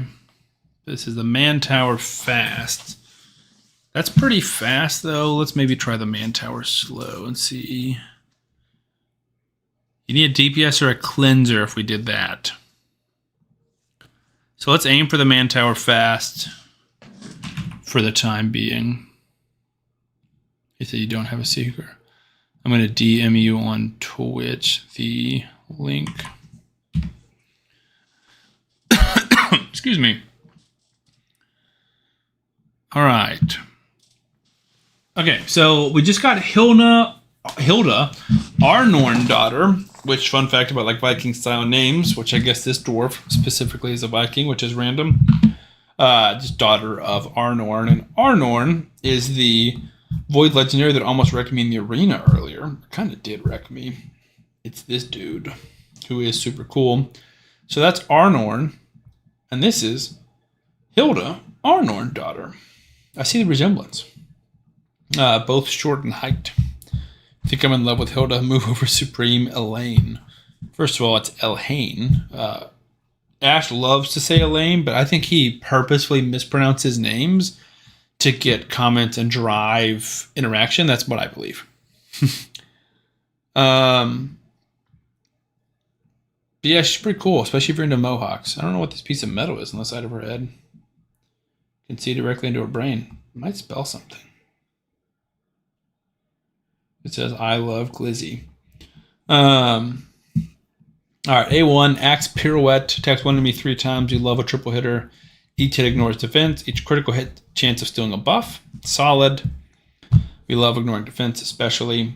Attacks one enemy 2 times. Shattering limbs.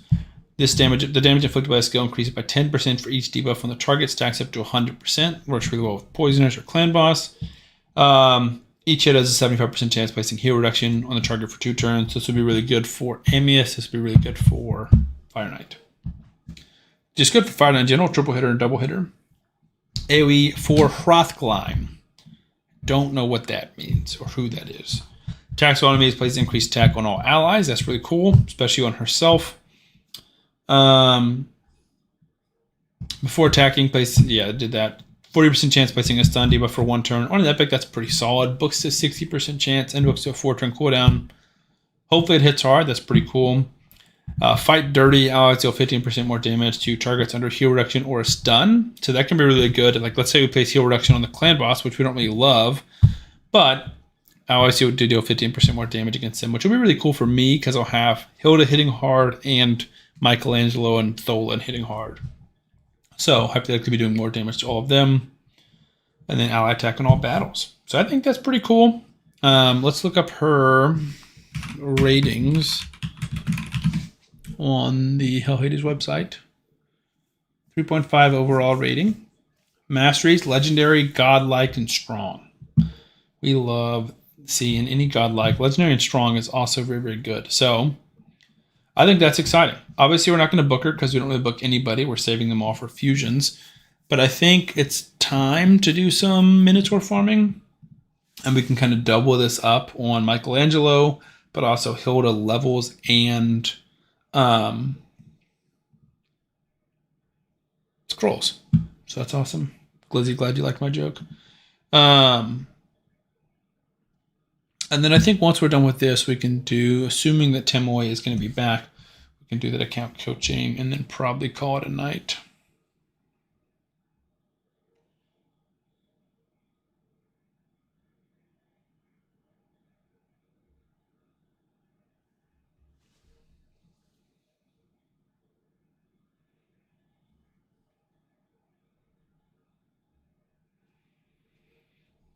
Uh-oh.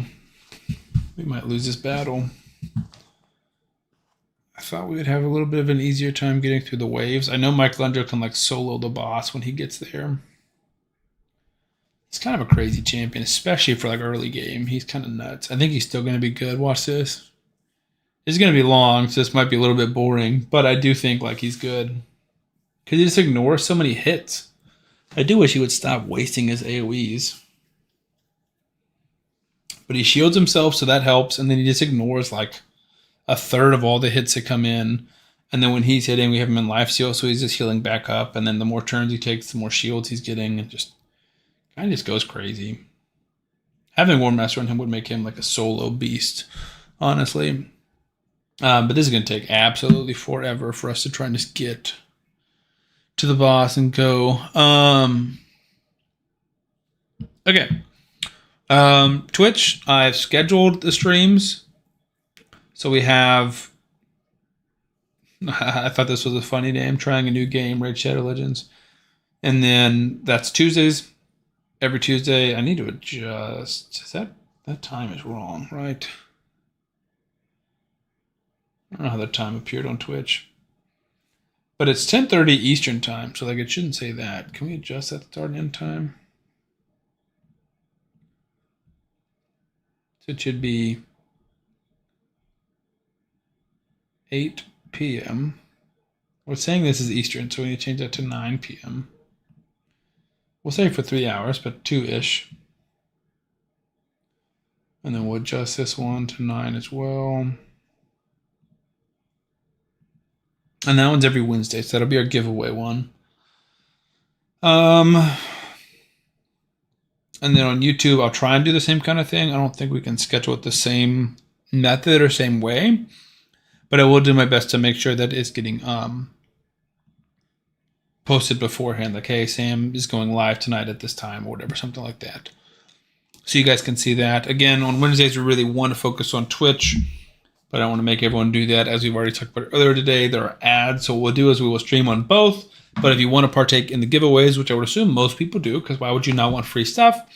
Then you just need to go over to Twitch and do that part of the stream on Twitch there. Also, I know I've mentioned this a few times, but I'm not going to stop trying to grow on Twitch. If you guys can go follow and or subscribe to me there. If you have a Amazon Prime account, you can subscribe to me for free, which is pretty cool. And I can get money from that, which is awesome. I think somebody already did that way earlier on in maybe last week when we were streaming. So that's pretty cool. It's like the same, just like an included part of Amazon Prime. So I think technically I'm subscribed to myself because I have Amazon Prime, and that doesn't cost anything extra. That's just included, which is pretty cool. All right. Gonna grab Steam and go ahead and download Apex, which is weird. Not the direction I thought this stream would be going. But then I also didn't think that I would be chugging 2 drinks, one alcoholic and one not, on stream today.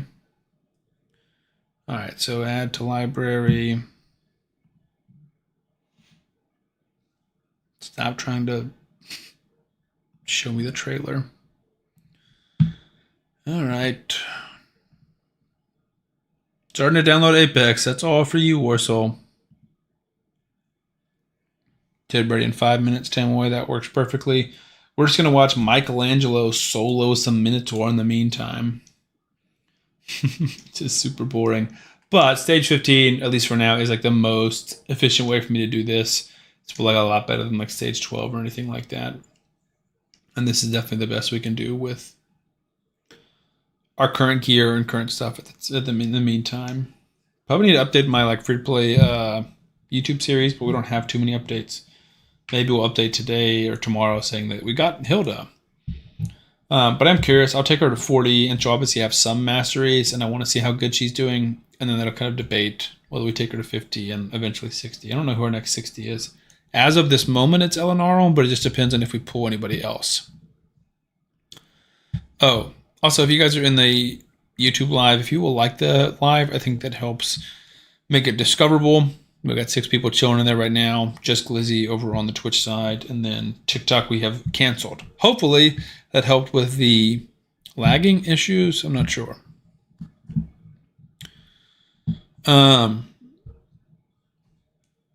You can see we've got the new reward pop up as an option here for shout out in a future video.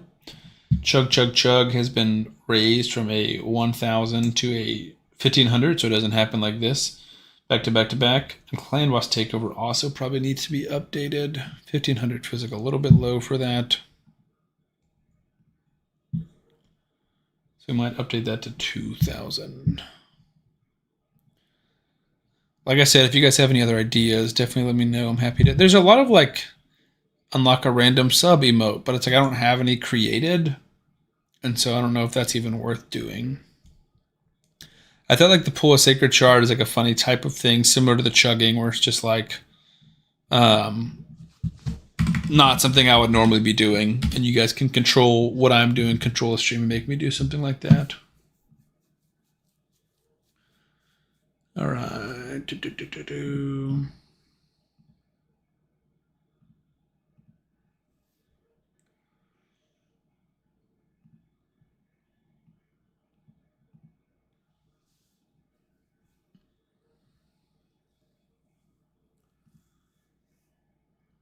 I really hope I'm not lagging on YouTube.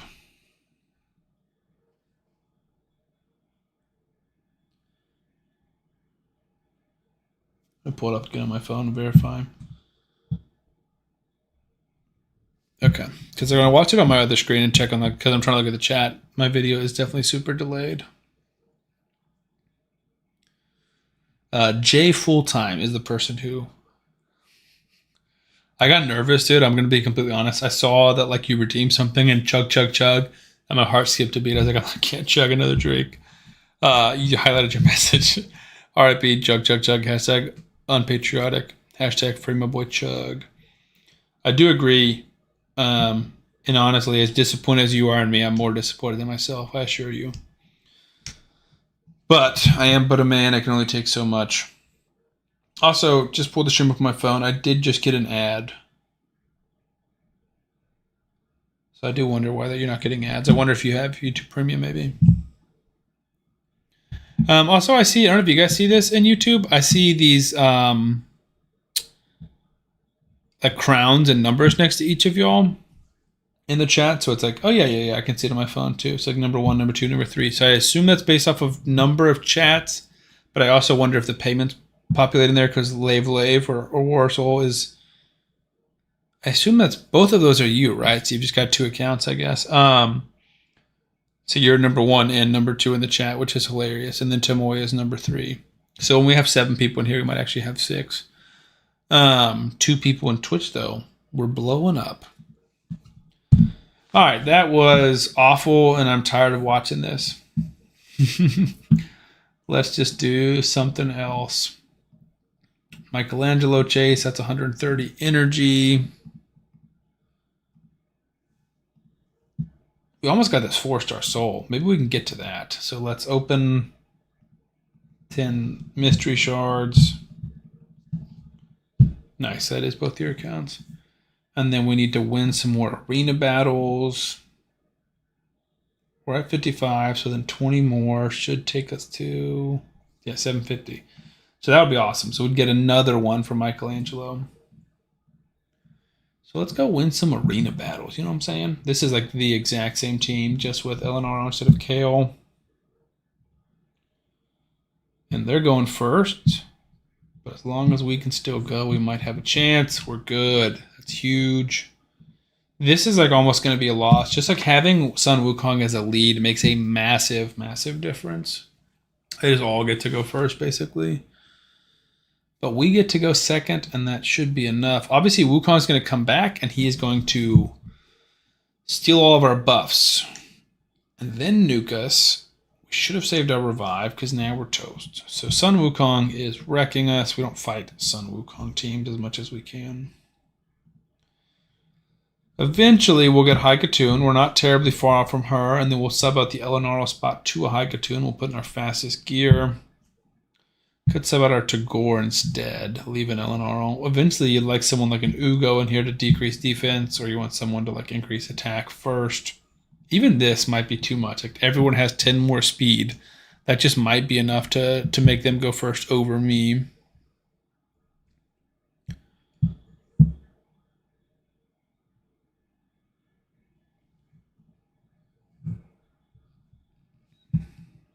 Come on, Solon, do it. Let's go. I don't know how many more we need to win. Basically, any that don't have a speed lead or crazy level 60 champions, we stand a chance.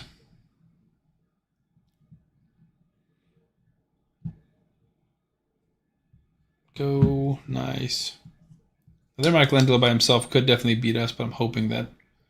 Can't ignore all my hits, dude. See, that's so tough. He literally is ignoring all my hits. Where we're doing that one.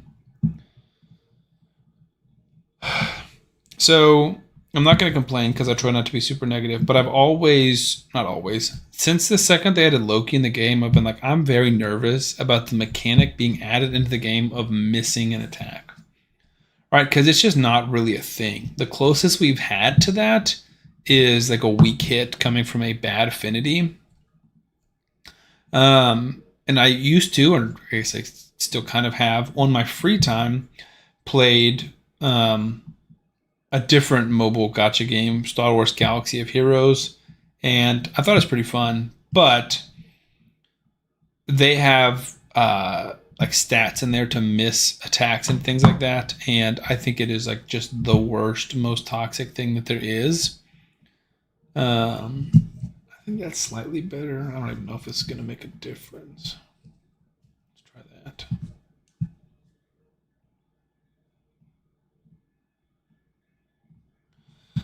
Um, and yeah, I just think like the ability to miss things is just like a slippery slope because in that game you can just like boost up your stats, and some champions can get missed more often and just like stall basically. And Loki can be super annoying, and now we're starting to see that Michelangelo can be super annoying once he's got his passive going, just to make it like harder to hit him and play stall defense. It's kind of like a UDK type vibe. But right now it's not bad, but it's getting close. And like in a free to play, if you're trying to like maintain efficiency of I need to win every battle I'm in, that can absolutely become an issue. Again, let's try. See if we can get 2 of these wins. If not, we'll just accept 1. Because I think these tag team arena wins should also go towards that daily. Get 10 wins. Also, whoever mentioned Grimzilla earlier, I think that was you, Warrior. I have looked them up and like I found their YouTube. So they have 161. So if you guys are here, go subscribe to them. I'll check out some of their videos and see if there's like something in common that we can hop together on a stream or a. Definitely can have them on the stream. That part's easier, but potentially do a collab video with. Collabs are just difficult. You just have to have a lot of stuff to talk about, and I don't know enough about the guy to, or the person. Grimzilla could, I guess, be a girl. Don't know enough about the person to know what a good collab would look like. But I'm definitely down for the idea, even if they're bigger creator, obviously it helps me with exposure. If I'm the bigger creator, it helps them with exposure, even though I don't have like a massive audience, 3.3 thousand subscribers. But I'm definitely happy to try and help out anybody. So is that enough? That was 3 wins. Or does that not count? It does count. There we go. Michelangelo, 4-star soul. I don't think that helps with the blessing. I think it just gives us more HP, and 38 crit damage is big though. But because right now, like we don't have a ton of crit damage. I think we just got a amulet on you with 16%. So we just went from, what's that, 106 to 144 crit damage. Quickly becoming the better champion to Tholen, despite Tholen currently having the better gear on the account. Whenever Tamoy is back, we'll hop over. But for now, that's pretty exciting just to have the 4-star soul, and then obviously soon enough we'll have the 5-star soul. We haven't missed any. I think we did miss 1 or 2 days over the weekend, but we still have plenty of time. We need 300 more, which is 4 days of perfectness, and we have 9 days. So we should be able to get our 6-star soul or 5-star soul, no question. We'll also get a primal shard, and then these legendary, which could be pretty cool. The legendary ring we got isn't bad by any means. It's probably better for most areas. It's just worse on the attack, and we got double attack, so I kind of like the current ring just because he's, doesn't need to be super survivable. We're not pushing dungeons very hard. And I feel like he's, arenas where I need him the most, and he's doing more damage, so let's do this. I don't think Hilda's quite ready for today. That might be a tomorrow type thing when we're ready to test her. Push her damage in. Clan boss. Looks like we're back up to 8-9 people on YouTube. Thank you guys. I don't know if there's like the same people popping in and out, but just in case it is new people. Streaming every Tuesday and Wednesday. Tuesday is kind of just bouncing around, coaching, takeovers, free to play grinding, shard pulling for Warrior because he seems to have endless accounts and endless shards. Just like normal chatting, raid shenanigans, and then shenanigan and on again and whenever. And then Wednesdays will be a giveaway day. So we're going to do Twitch mostly, but YouTube and Twitch, and give away count takeovers, things like merch, things like count coaching, potentially give away shout outs on future videos. Talk about things like that. And that'll be based on Twitch with a marble race. All right, Tamoya is ready now, so we'll finish this clan boss run. Let me get your login details pulled up. Also, is it Tamoy? How do you want me to pronounce your name? Tammouy. That feels like Tamoy to me, but I could be butchering it, and there could be a very correct way to say it.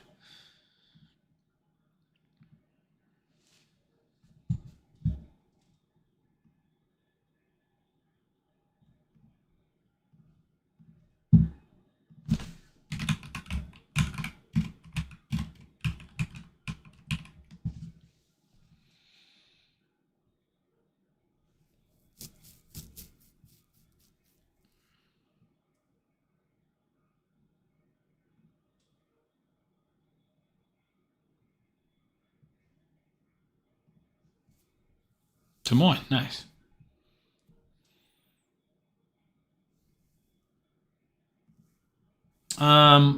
Michelangelo is also super good for clan boss. When he's got the taunt up, he forces the clan boss to stun him. And when it does that, he's got a good chance of just avoiding it straight up. Or if he does get hit, he can just, place a big shield on himself to help him stay alive. So he is doing more and more damage every day. Him and Tholen are like really, really good options just for like raw damage with no HP burn or poison. In terms of like clan boss damage dealers, it's just from hitting, they're up there on tops of, some of the better ones. Also, Glizzy, if you're highlighting your messages in Steam, man, or you're on in Twitch, how are you ever going to make me chug again?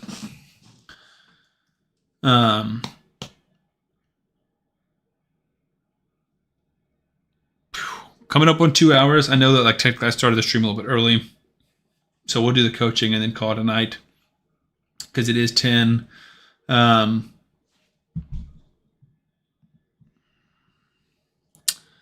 Apex is downloading. That won't be a tonight thing because I need to go talk to the wife and I need to record a regular video.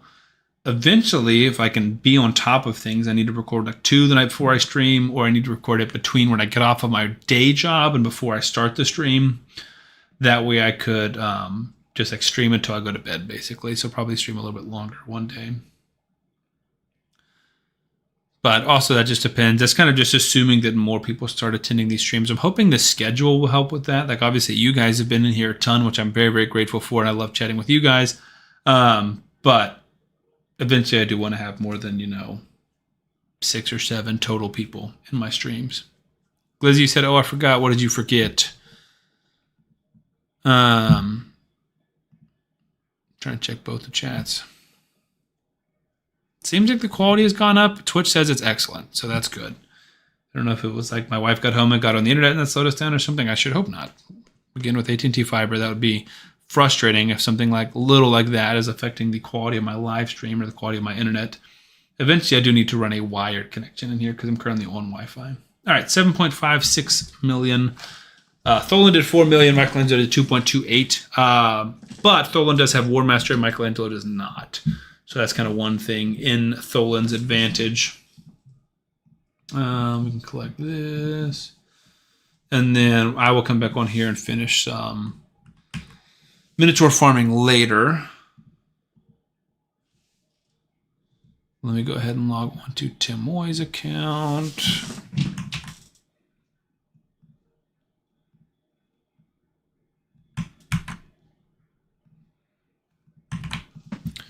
And Tomoy was smart and changed their logins so that this isn't like their regular logins in case I do flash it on screen, which I will do my best to not ever show the logins, but I did that mess up one time on a previous stream, so smart. Ooh, we got a raid, my first ever raid. So NSD Undead 1 is raiding with a party of 23. Never seen that before, but thank you so much for the raid if you guys are in here. We got a lot of first-time chatters. Thank you guys for watching. So we were currently sitting at 2 Twitch viewers, so now we're sitting at a lot higher. So welcome. You said I did want more people, so I'm super excited. I don't even know what to say, but thank you so much. We are playing Raid Shadow Legends. If you guys are familiar, currently we're logged onto one of our subscribers' account. So this is Tomoy's account, and we're doing some account coaching, kind of just like taking a look at the state of their account and answering any of the questions that they have in the chat. So Tomoy messaged me and said, hey, could you look over my account? I need help figuring out how to improve my clan boss performance on blue. I'm able to 1 key with Wixwell red and purple, so that's Force and Void, but can't even get the 4th chest blue. I assume Spirit is good. Nice, you said you're a Raid streamer too, so let me check you out. I can follow you and see when you're streaming, man. Maybe we can raid each other. So thank you so much for raiding me. 15 viewers is definitely the most I have on Twitch. I am a YouTuber, Raid YouTuber, but I've never really been streaming too much, and I've just recently gotten to streaming, trying to stream every Tuesday and Wednesday night to slowly build up a pattern. So again, thank you so much for the raid. Hopefully you guys will enjoy. I do a lot of Clan Boss content, so like a lot of Clan Boss videos and things like that, but I also build Clan Boss, and thanks, man. I really do appreciate that a lot. Do a lot of like takeovers and things like that. So Ultra Nightmare, we're facing red, so then I would assume that we've got a good setup for red. This is, He said you're doing Tuesday, Wednesday, Thursday, and Saturday. Now that's awesome, man. I mean, I think the more days you can do it, the better. Assuming that this continues to go pretty well, because I'm happy with the results of it. Now we've got some dedicated main people in here, like Tamoy, like Glizzy, and like Warrior, that are in here all the time. They're donating and they're chatting and they're active, and that's super fun and enjoyable. But hopefully we'll start continue growing. I think the more days you do it, the better results you'll see. So yeah, I'll try and catch some of your streams and raid you if I'm ever on and you're still streaming. I do appreciate that. So this looks like the only Wixwell team, or this one here too. So it looks like it's maybe based off of affinity. I don't force anybody to watch. You said the top one, Spirit, you can usually 3 keys, sometimes 4. So Spirit is also bad, which is weird because I would assume that Spirit would be good with Ninja. So let's see. Did you submit a key for today? Your name in game is Timoy as well.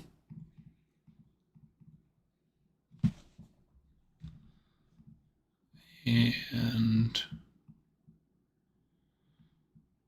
yeah, so you got a 1 key today on, I assume, on Forest, unless you did that on Void beforehand. And that's one of the ones you weren't thinking. You said that's what you were thinking. Yeah, I mean, it's hard to test against a specific affinity, but what we'll do is kind of just take a look at the builds and see. So Wixwell, protection, speed, and pinpoint, all kind of fine. Definitely some low level stuff. In terms of, I guess the real question is this: when your team is dying, is it dying because the shields are getting hit through, or is it dying because your buffs are running out, right? So the turns that you have on your buffs. So yeah, you have extenders. This is obviously not the team. So we have Wixwell extending. Both the Rancid can extend on a 3-turn cooldown, places decreased accuracy, and then extends the duration while ally buffs on a 3-turn cooldown. And then Anchorite also extends and then brings in increased crit rate and crit damage. Or increased crit rate and crit damage, that's kind of separate, and then increases the duration of all allied buffs by 3 turns, by 1 turn. So he's got the extenders, and then Maneater's in here to block debuffs. So this is a totally fine team, and we have 2 damage doing options, one with Wixwell, one with Ninja. If the Ninja team is failing, I almost wonder if maybe he's outrunning the buffs because he can go too fast. You said, did viewers need food? I've been doing this all wrong. Yeah, I mean, I'm also just finding out about this. They were sending me bits, and they're like, you're supposed to send food back. And I said, I don't have any food. And then they made me chug drinks, which was weird. And I don't really understand this whole streaming thing. I was kind of hoping you, as the resident expert, would know. You said the shield get beaten down in your epics. Okay. So I do think that is something we can help with. Just across all affinities, like I think any of these changes will make that positive impact. I should make him chug. Yeah, so the backstory of that is I added some like redeemable channel point things just because I thought that would be fun and interactive on Twitch. So highlight my message, and then for 1,500 channel points, chug would be a grab a drink or finish whatever drink I'm currently drinking and chug it. So I had it at 1,000, and apparently that was too low because Glizzy had 2,000 channel points. So he made me chug. I grabbed a ice cold Dr. Pepper from the fridge. It was freezing. It was very carbonated, and I struggled. I chugged it. I was like, "Oof." And that was hard. He's like, oh, yeah, that was hard. And then he redeemed another one.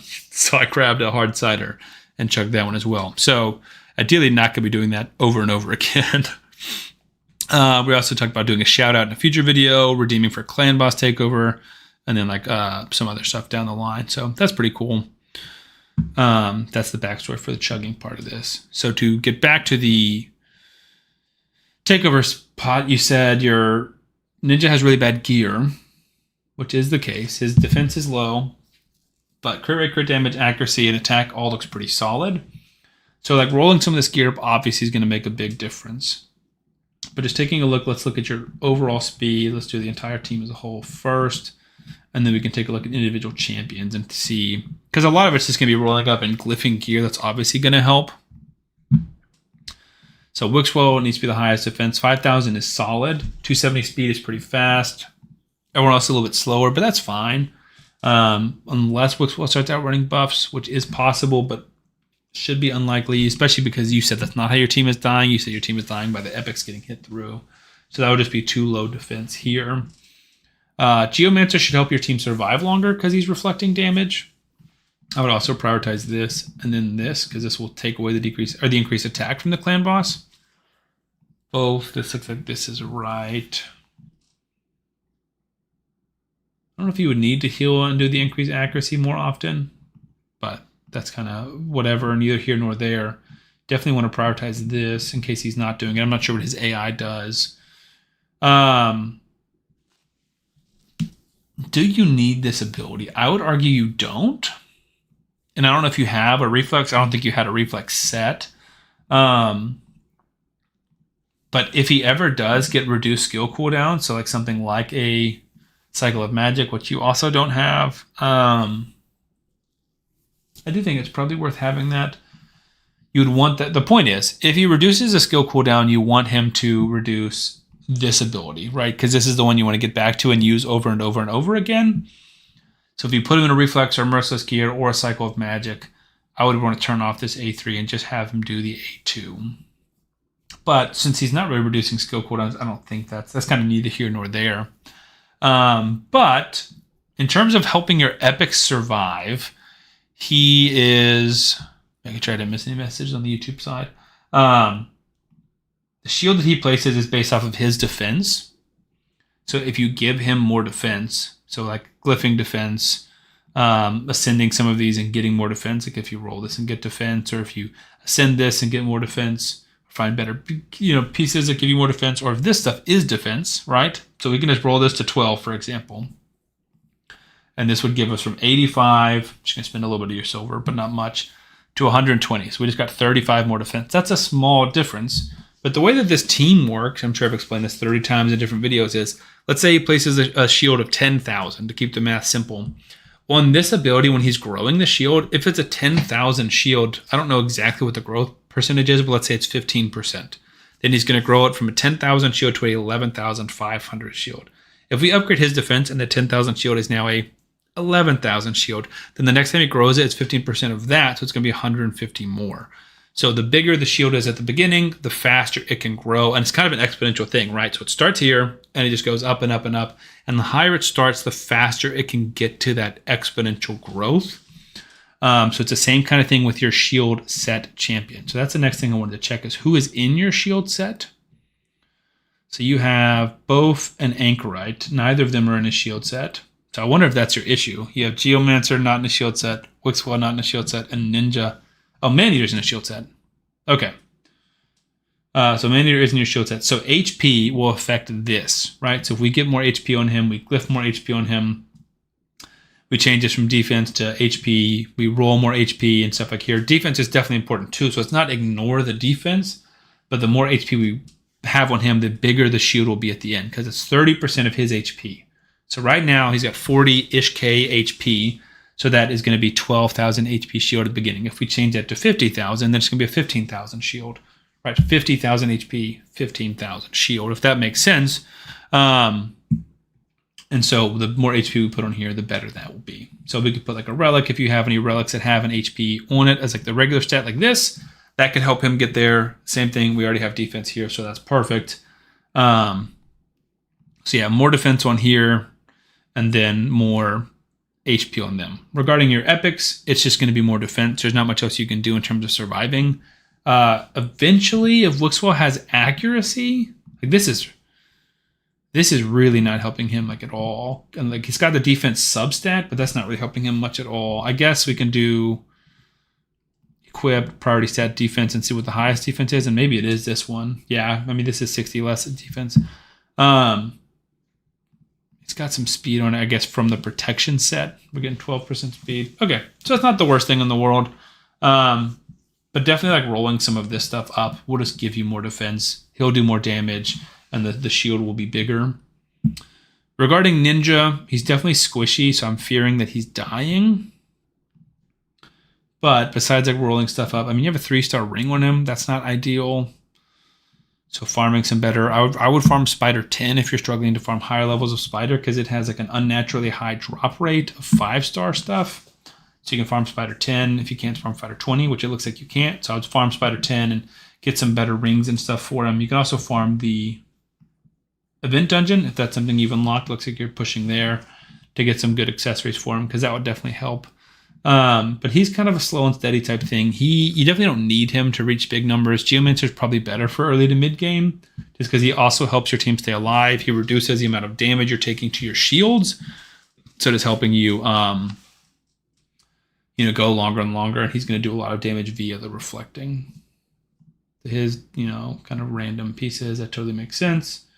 Or master. So you've got masteries for, it looks like, everybody, so you're doing the right thing there. You've got Cycle of Magic here. I would also get Cycle on your Vaultkeeper Wixwell.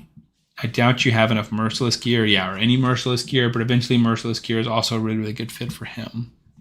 Wixwell should be your lead. I think I saw that he was... Yeah, Wixwell's your lead. That makes sense.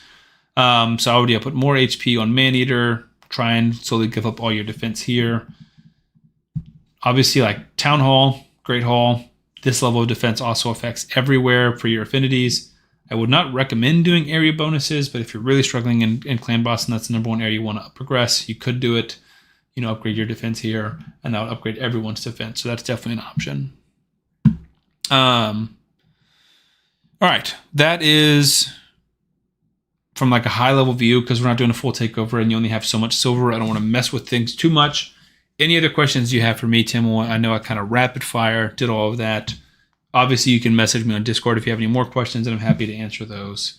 It seems like you think you're building things kind of the right direction with the right thought process in mind. Ninja is a great option for it, and Geomancer is your second best option for it. So you've got like the right champions set. It looks like the skill setup is pretty good.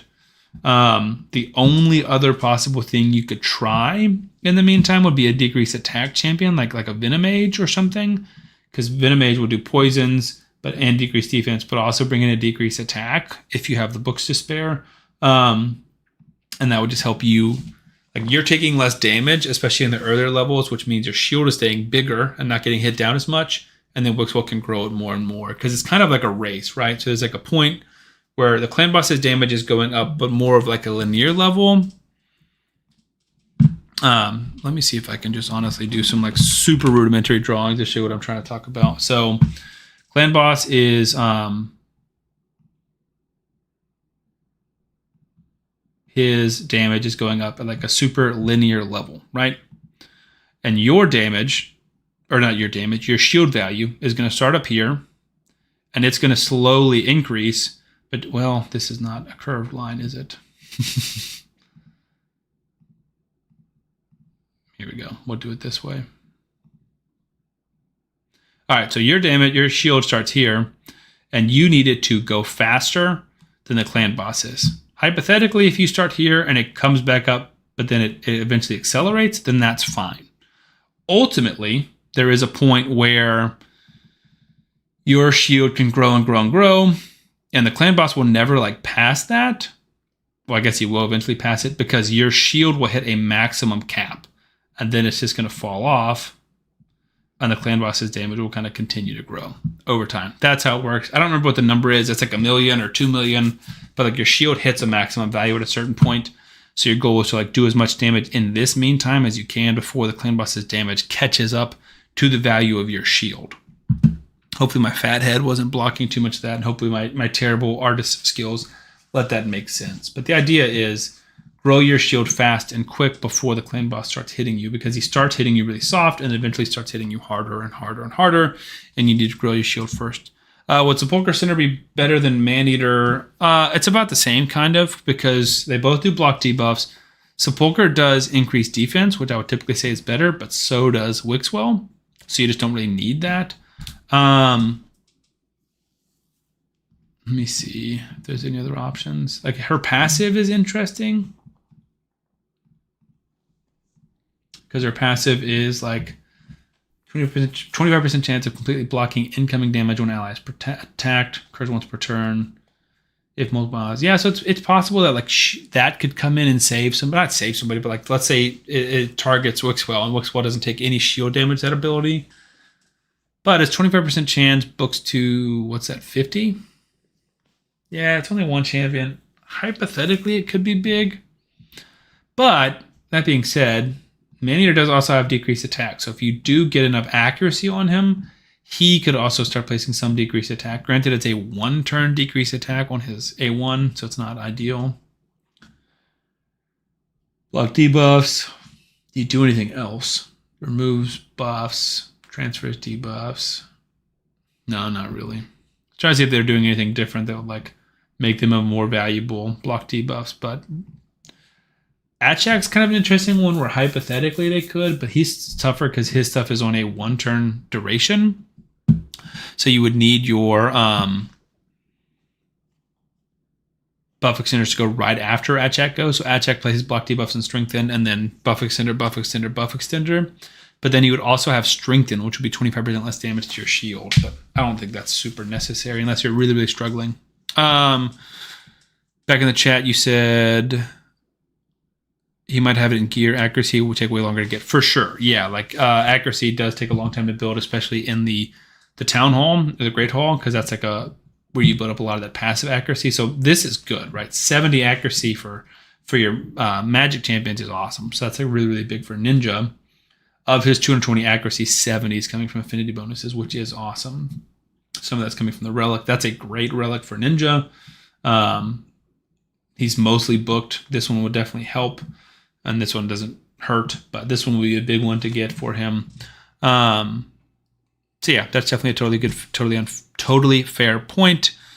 You said you don't want them together too much though, and if you do, you want Ninja to go first, then Geo. Correct. So Geo, if you have both of them on the team, you want Geomancer to go last because his reflect damage and his passive will only proc if he is the one placing an HP burn. But there's not really room for both of them to go together since one of our spots is taken by a block debuff champion. You also said the clan boss can't catch up. You hit the turn limit first when you get it going right.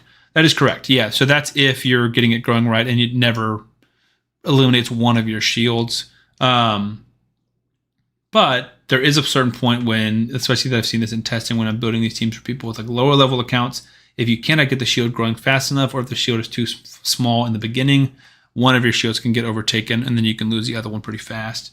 But yeah, I think there's probably like a mathematical point of like if you reach turn count 30 or something like that on a 1-to-1 team, then you're good. But a lot of the teams won't reach turn count 30 because he's saying he's not even getting a 4 key, I believe was the original message on. Can't even get the 4th chest one on blue. So how much damage is that? 17 million. So yeah, that's less than a 4 key.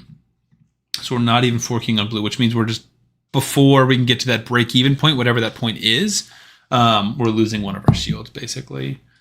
So I am curious why that is, because blue is decreased accuracy. So like that debuff specifically is not hurting us. So it's just got to be us taking bigger hits, I'm assuming. Or yeah, but blue is good for Wixwell, good for Geo, solid for Ninja, bad for both, and Anchorite. So they're probably also taking stun hits, is what I'd have to imagine. But yeah, I think rolling some of these up, glyphing some more defense could definitely help. 2,700 is not bad, but I would say at least 3,000 should be that. And I think that you're also probably at a point like this is, not leveled up at all. You could easily roll this to 8. Like that would take nothing. That took 0.05 million. And we're close to 3,000. I think like the smaller amounts of defense that you input will start making a bigger impact very, very quickly. So definitely glyphing up defense, rolling some things up, giving more. Doesn't look like there's a lot to improve here, unless you take stuff up to 12, but like these can definitely be rolled up and glyphed up right there. And that should help. 14 to 18 million on magic. Yeah. So the thing about leaving Wixwell is and building a Valkyrie Sentinel speed tune for the blue.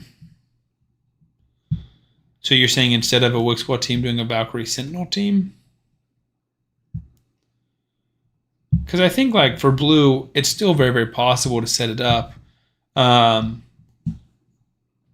debuff should stop them from taking the actual stun. So realistically, it's just like ramping that shield up faster. So like there's lots of ways to do that, like I said. So more HP here, more defense here, and then in terms of keeping it, like stopping them from hitting through it so hard, just more defense on your epics. But I think like if you put a little bit of resources in here, a little bit of resources in here, and then like a mediocre amount of resources into both and Anchorite, like that is enough to probably get you there. That's my thoughts. Also, we're still chilling at 16 follower or viewers. If you guys do want to follow me in here, like I said, we're just getting started on Twitch. We're trying to get to affiliate, which is super, super exciting. We're going to be streaming every Tuesday, and then also trying to do Wednesday nights. We're going to do like a giveaway type stream where we're going to do it on Twitch. We're going to do marbles and give away potentially a takeover, things like coaching. We have an account that one of our followers, I think it's Warrior as well, has donated. I think it's got a mythical on it. I can't even remember what that account has. I have to go back and look. I'll post that on my community tab on YouTube as well. But like we're giving away an account tomorrow and potentially talk about giving away like merch and stuff like that in the future. So yeah, those will be on Wednesdays. If you guys want to follow, thank you for that, Angelus. I just appreciated you. I see you just followed me, so I appreciate that. 39 followers. We're almost at 40, which is pretty cool. Tomoy, yeah, you said you're working on that next. Yeah, I mean, I know you don't have a ton of silver. I'm not trying to like stretch you super thin, but just like a little bit here and there, a little bit here and there is definitely going to help your regular damage for your regular teams, and then hopefully can get you across that threshold. If not into a full 1 key, I think you should, but at least into like a 2 or 3 key, definitely so you're not struggling to get a 4 key. I think that one's pretty ridiculous. All right. If you don't have any other questions, I mean, we can take a look at anything else you want, but we will hop off your account and get back on the free-to-play account. So for all the people who rated, again, glad you guys are here. We started a free-to-play account almost 3 weeks ago, I think. Maybe it is 3 weeks ago. I missed this weekend, so it's hard for me. Kind of lost track of time. I think it's been about 3 weeks. And basically the purpose of this was to kind of like counter some of the arguments I keep seeing in my comments on YouTube videos where multiple people, but the 1 or 2 that I specifically remember and can call to my mind is like, oh, you keep talking about like these fusion champions, like they're free to play and they're easy to get, but not every free to play account can get these things. Like there's just not enough resources to get a fusion. You have to like skip. You can only ever get every other one and stuff like that. And it's just a lot of negativity. And I want to work really hard. It's like a content creator. I feel like it's my prerogative. Not necessarily that it's my right, but I have the power and I want to be a more positive influence over the community because it's so easy to just be negative and harp on all the things that are wrong in the game. And I would much rather focus on like, hey, Playroom's not perfect, but look at how awesome this cool new resource is that they gave us. So for example, we got Tholen on this account, and I know that there was a lot of like hubbub about like I cannot believe they're giving our hard-earned fusion as a promo code. Totally fair criticism. I'm not defending that they did that, but I'm gonna look at the glass half full of like I'm starting a new account, or you're starting a new account in Raid. Look at this amazing champion you can get for free. That is so cool that they do that. That makes this game so much more accessible and exciting for new players. So just trying to look at everything glass half full, focus on the positive spin of things. And this free-to-play account, I want to show that fusions are possible, basically. So we started this one like right before this dwarf fusion. So we weren't able to get this one. We did get the epic, so I just got Hilda today earlier on stream, but we're not going to be able to get the fusion, so we'll be ready for the next one. So we've got 2 champions at 6-star. We've got our Tholen at 6-star, and we've got our Michelangelo at 6-star. We just got the 4-star soul for Michelangelo as well, and then we've been slowly farming up food. So we got 1 chicken and 1 actual chicken, and then we've got 2 more champions ready to go to 50 when we've got the resources for them. So we're slowly getting up there, ready for the next one. We've been saving shards, 38 ancients, 7 voids, and 2 sacreds. So we're saving them. We're saving gems, 2,400 gems. Trying to save some of this stuff. Like we can save this pot in here that came from a code. We can save some multi-battles, arena battles, things like that. Trying to save silver. We're up at 20 million, but I've been rolling some gear. Trying to push missions. Also, DK Tanjiro, he said, how long have you been playing Raid? So started playing Raid in 2020. If you were around back then or you have any understanding of the timeline, it was around the time of the Kantra fusion. And I started joining and I was like, who is this champion? What is this fusion? Is this champion good? How do I get her? And I searched on YouTube. I found Hell Hades, who was super small at the time, like 1,000 subscribers.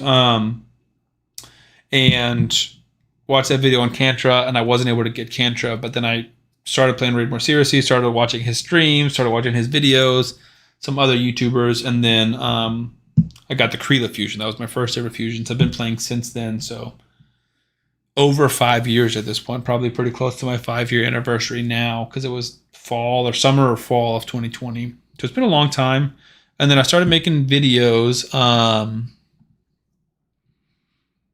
Let's see if I can see what my first video was. I know I have 443 videos on YouTube. Again, I'm mostly a YouTuber. I think I can scroll down and see all of them. I want to say that 3 years is coming up. I think that was the end of October of 2022 is when I posted my first video. So it's been a long journey for me. I've been making these for a while. And I would say 2025 for sure has been my biggest year as a content creator in terms of growth. Man, I'm scrolling 50 videos at a time, going further and further back into the future, and it's crazy just how many videos I have on this channel. All right, so my first video, ineligible for money, because it had unlicensed music on it. October 28th, 2022. So that's 3 weeks from today, right? Today is the 7th. So 3 weeks from today will be my 3-year anniversary of making YouTube videos, which is pretty cool. He said, yeah, you've been playing for a year and 10 months. I mean, honestly, that's still a long time. I know I just gave you like a whole essay answer about how long I've been playing the game. But a year and 10 months is long. I feel like I talk to a lot of people that have been playing a lot less than that. So my brain works more on like what's going on in the game at that time. So a year and 10 months, like what was going on in the game when you joined? Was there a fusion? Was there like a new feature added to the game? So like that's post Doom Tower being added. Was that like, that should be before Chimera was added, but after Hydra. Were Mythicals in the game at that point, or did you join after that? Trying to like put that in terms. I guess we can go back and look at previous fusions too.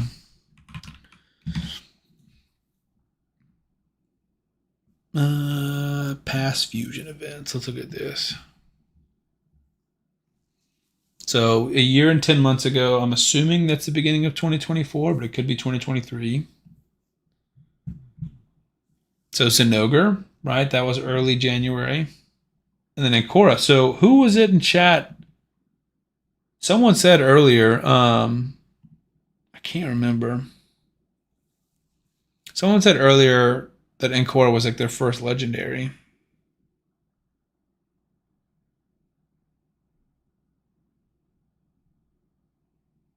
See if I can scroll all the way back to find that. Tomoe, yeah, the person we were just doing, yeah, Ancora was my first legend I pulled on this account. So, I mean, I guess that doesn't mean that you were popping one at the time of the fusion, but you definitely joined Raid later than this, I assume, if your first legendary was Ancora, or right around this time. You said, I'm a completely free-to-play account, completely, all caps. I got it. And they were already introduced, but yeah, April 2024. Okay, so April of 2024. So that's around Eastrid's time. Oh, so I assume you didn't get Wixwell? Because if so, that is tragic. Because if you joined in April, I doubt you're fully ready for a fusion the next month, especially fully free to play. Okay, all right. OPXN, you said I joined when Rodos was free. First time chat, thank you. Yeah, so that's before me. That should be on this list way back when. Because he was one of the first ones. So he wasn't 2019. So same year as me. I think I joined right. Yeah, so February through March. And then I joined during the Cantor, so July of 2020. You said you have to show me your account. LOL. I'd love to see it, man. You can send me, well, I guess you don't know me on Discord. I can send my Discord link. You can message me on there. Either a screenshot of it, or if you want me to take a look and show it to everyone, you can send me your login details. Let me grab an invite to my Discord. So yeah, 2020 Rodos, that was a long time ago. Back when Skull Lord, you had to go get the like the 16 Skull Swarms or whatever. I remember hearing about that. So yeah, that's pretty close to me. Again, being older than me, and like they're not older than me, everyone's older than me. Being in this game longer than I have is definitely pretty rare. So I got Kreela, I got Dracul, Fergumkar, Elegias. And I think I skipped Pixneal. I think that was the first fusion I skipped. He said you still only have one mythical. So nothing to be ashamed about there. Mythicals are brutal to get. Just don't. Whatever you do, if you see a message from somebody called Warrior or Warsoul Lava, ignore them. Because he's the guy who's in here who's like pulling 19 the other day and he pulled 3. So it's like ignore the guys like that. Because I'm similar to you. I've had pretty bad luck. Granted, I'm obviously not free to play. I have a budget that I get for raid and spend every month. And primals, I'll show you my account in a minute. It's pretty far progressed. So I have a lot of mythicals. I have Mikage and I have Carnage that I've earned, and I'm 99 out of 100 into getting Embrus. So I have those, but I've bought a decent amount of primals and pulled a decent amount of them. But typically, they go pretty poorly. I got Gallius as my first mythical back when he sucked. I would argue he kind of still sucks, but before he got buffed, he was my first mythical that I pulled from a shard. And then I got lucky enough to pull him from my only ever mythical remnant summon. So that's exciting. And eventually he did get buffed. So I think he's a +1 now. Sorry, my wife is texting me. I apologize. Not very professional of me, but I'm just trying to respond.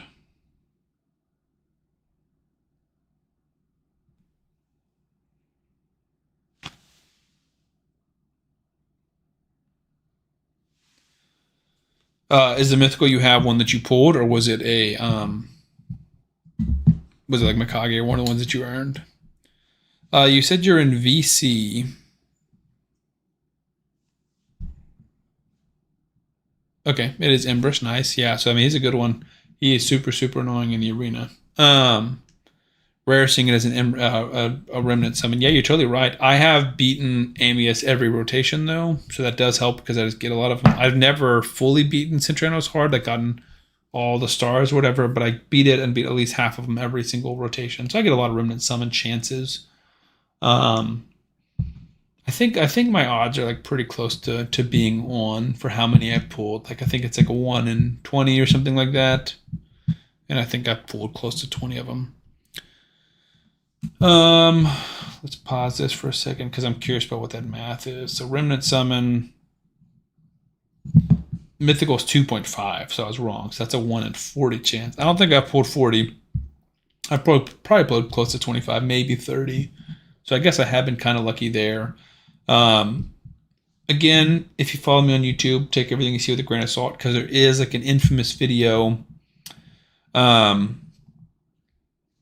I did pull a whole lot of primal shards, probably close to 200, and I did get 3 mythicals. One of them was a dupe, but a lot of people commented on that video of the oh, you got this typical content creator luck, like Playroom just gives you better odds. First of all, Playroom doesn't give me anything. I'm not even in their content creator program. But second of all, they definitely don't give me better odds. So I also try and make like a concerted effort to post my losses as well as my wins. So if I go back to my channel, the last shard pulling video I did post was a good shard pulling video where we pulled well. Can we go all the way back to the beginning? Sacred shards, we hit big.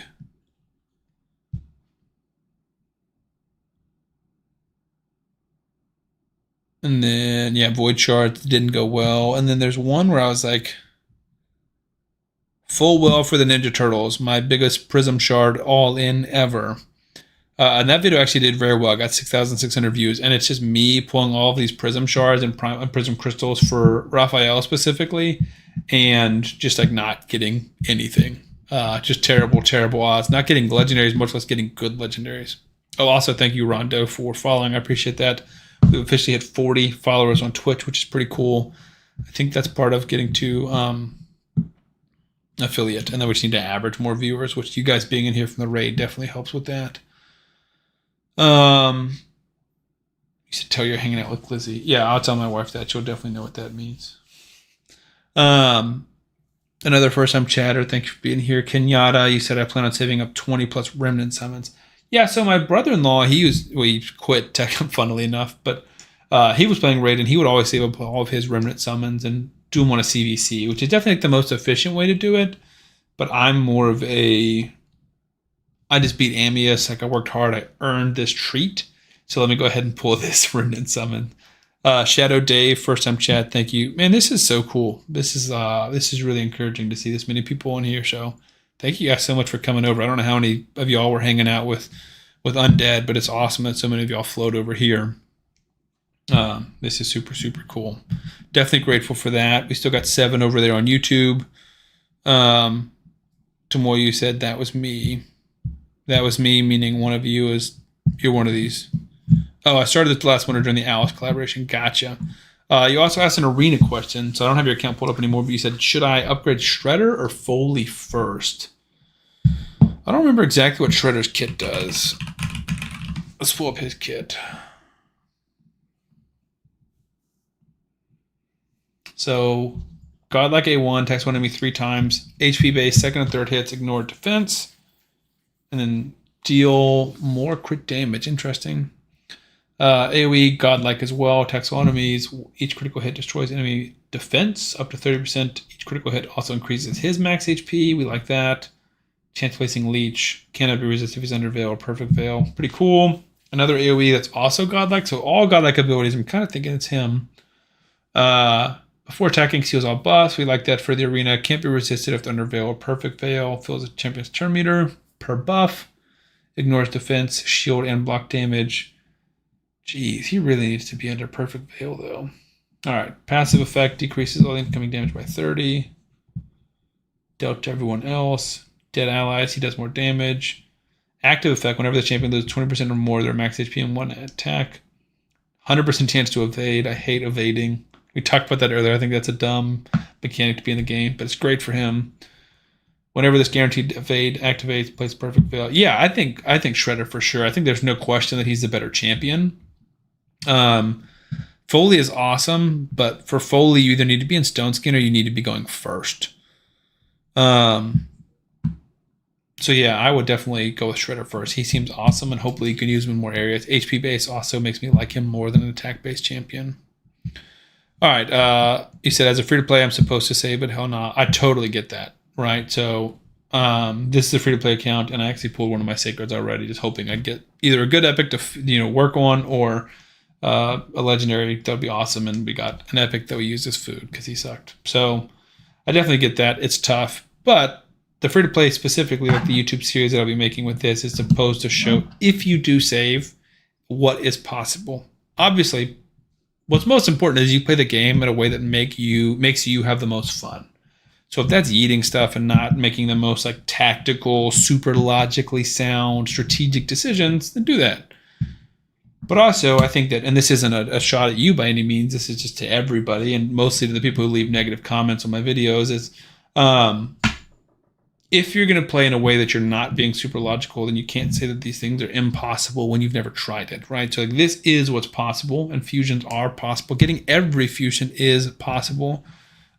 If you're super strategic and save your resources, but most people don't want to play like that, which is fine, but you can't have both, right? You can't play willy-nilly and yeet stuff and also say like, oh, I can never have enough shards. You know what I'm saying? Shadow Dave said I didn't come with a raid. Well, welcome even more so. Ticket said Shadow. You said GK Hinjiro said my account's pretty small, huh? At Dave and Jazz. It feels like I'm on the outside of an inside joke. I'm smaller than you and other things. Yeah, and Rage, like 10x my account. In other things is a funny comment. That's a good comeback. Shadow Dave said I got stage 20 Fire Night 2 days ago. Congrats, man. That's awesome. Don't be modest. Yeah, I'm glad you agree. I know that was a bit of a weird rant. Also, thank you, OPXN, for the follow. We're at 41. That's super awesome. You said you pulled fully during the chase to get Shredder. Nice. Yeah, I would focus on Shredder and let me know how he is. I'd imagine he's awesome. His kit seems super cool. I really like HP-based damage dealers, and especially if all of his multipliers are godlike, that sounds like a super fun champion to mess around with. Glizzy is never illogical. Yeah, Glizzy has this rule where if a champion doesn't look cool, he won't use them. Basically, he'll feed them. So he fed a Yoshi earlier, which is silly. You said he's meh. Is that talking about Shredder? Because I hope not. That would be disappointing to me if he is. I mean, I don't have him, but also I wonder if I can pull up my Hellheated Artifact Optimizer stuff without being logged in.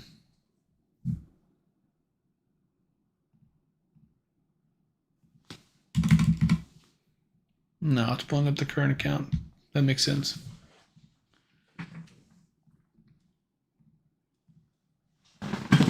He vaulted him. So, I mean, he's super niche. I don't know. Maybe I'm missing something in his kit. All of his abilities should nuke, right? He hits super hard. Should have some validity in boss battles if he's lowering enemies' defense. So that's like a cruelty type vibe or a Harima type ability. So everyone can be hitting harder. Increasing his max HP, making him tankier, and also making him hit harder. So you're not PvE focused. I do think his best area, just from that like 3 minute of reading his kit, right? So I'm not saying I know exactly what he does and where he's good at. Just from my limited exposure by reading his kit, I would imagine. Also, is he 9 rev? Where is he at? Shadowkin? Shredder, nice.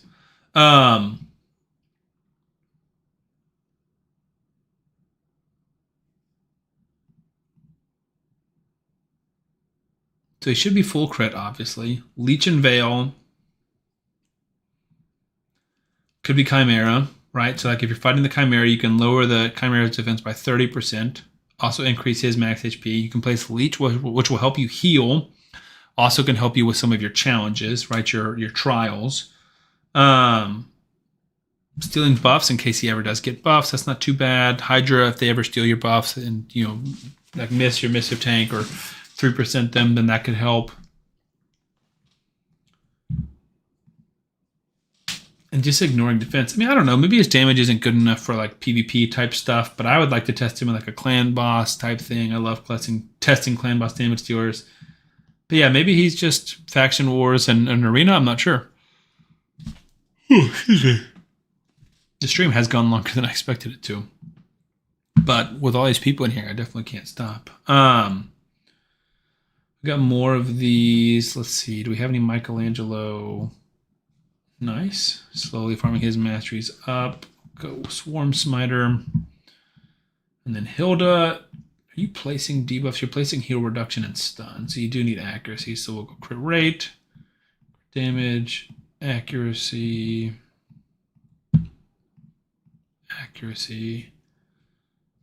Probably this accuracy first, since you're going to be low accuracy for a long time. And see if we have any rings for you. I'd like an attack with attack percent. Defense with defense percent might just be better though, because I don't even think I saw any attack percents. Attack with defense percent maybe would be good. Can I get both? Hilda's very good. Yeah, I'm excited. Titus kill PvE. Yeah, that is super unfortunate, because I'm kind of at a weird space in terms of like what I preach and talk about. I'm a very, very big like Wixwell advocate. I love champions that just like really vault people's accounts. So I love Wixwell. I loved Helicath back in the day, just being like, you can be struggling with like brutal clan boss and then pull a Helicath, and if you can book them, you can get to Ultra Nightmare clan boss and get like a 2 or 3 key.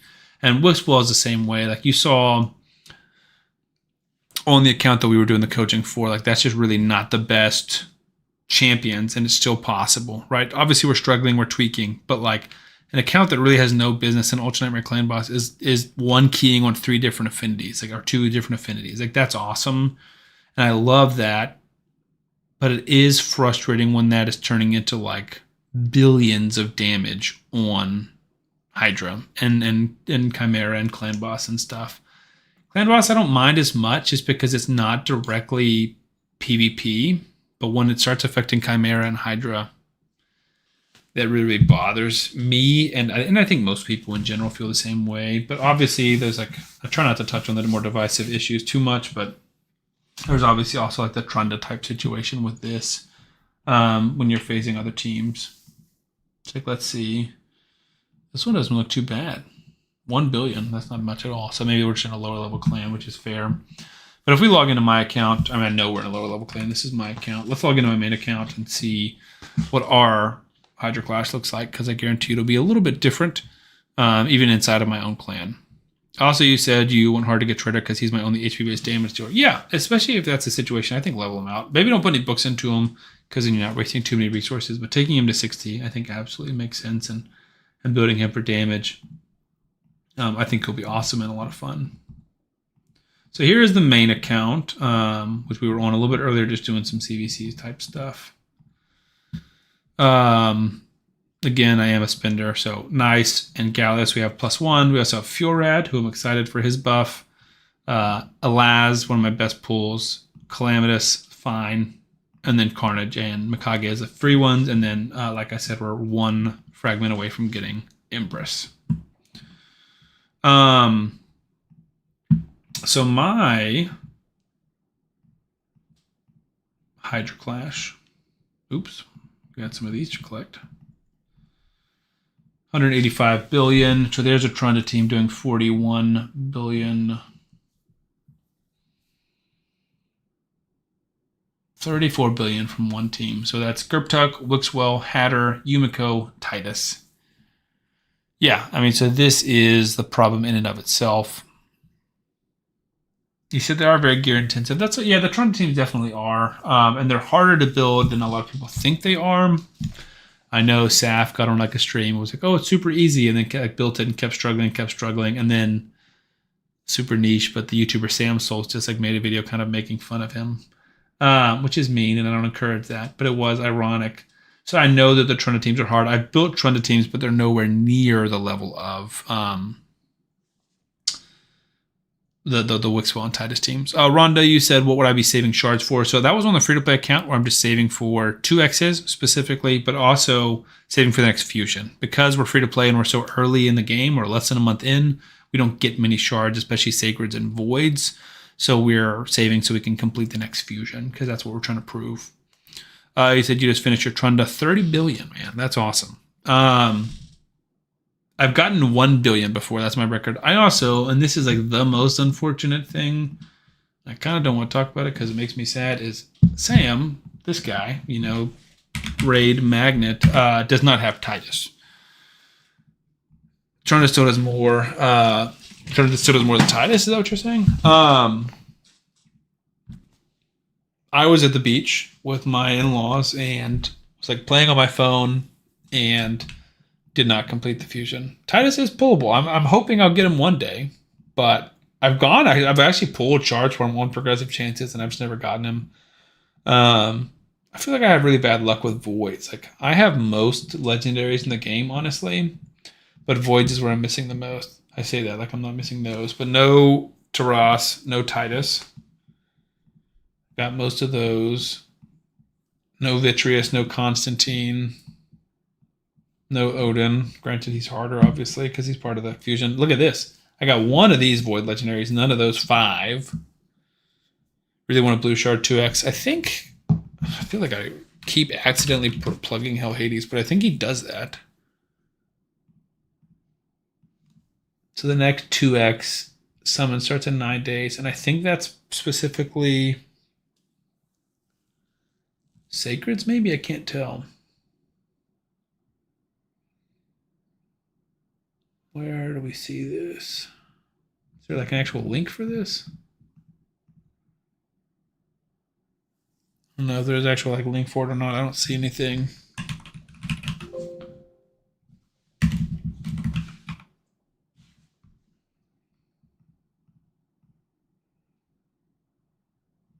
There's the X2 for Raphael, obviously.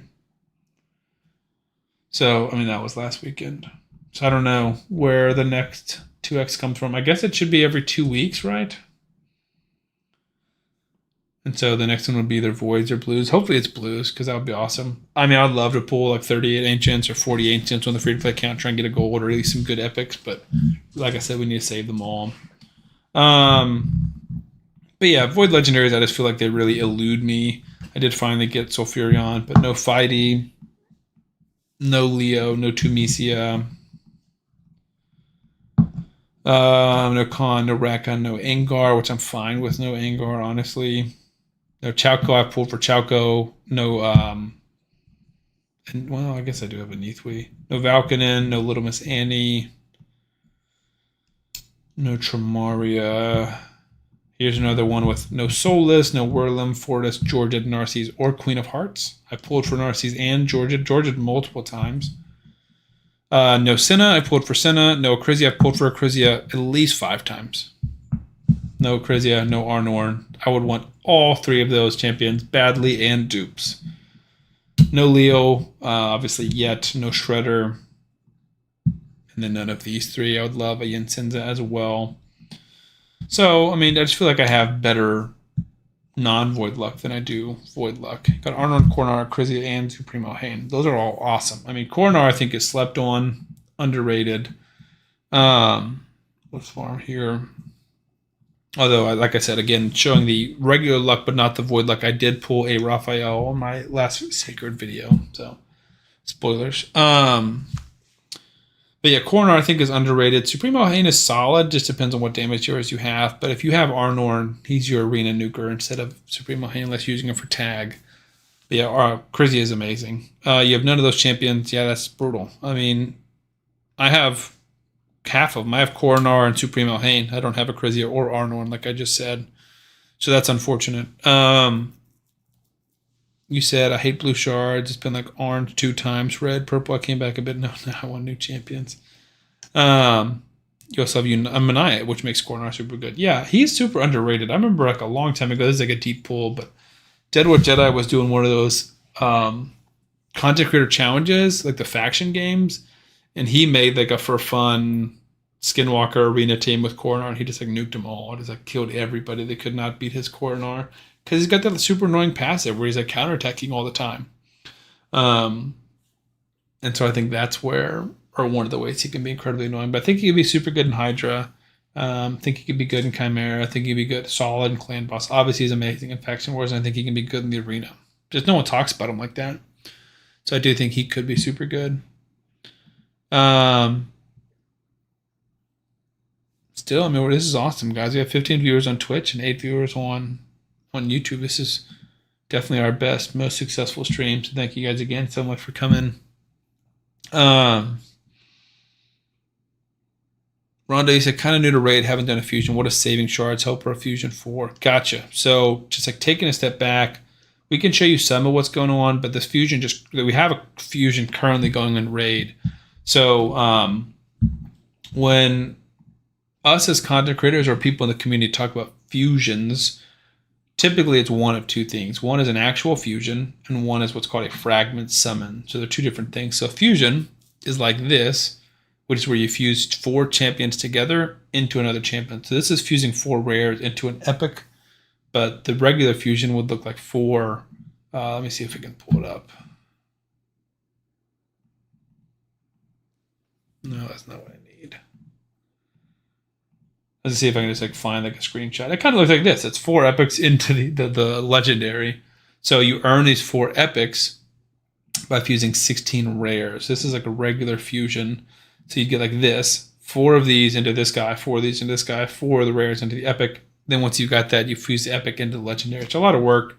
And the way you get the rares is by doing all these events. So right now we're earning these pizza coins, which is to try and collect April, but instead of these pizza coins, it'll just be the rare champion. And then the other side of that coin, so that's a fusion. The other side of that coin is a fragment summon, and that's when you earn like percentages or shards of a champion. So I have 60 shards of possible 100 for this champion. I'm going to do this really quickly. Didn't realize I could exchange these.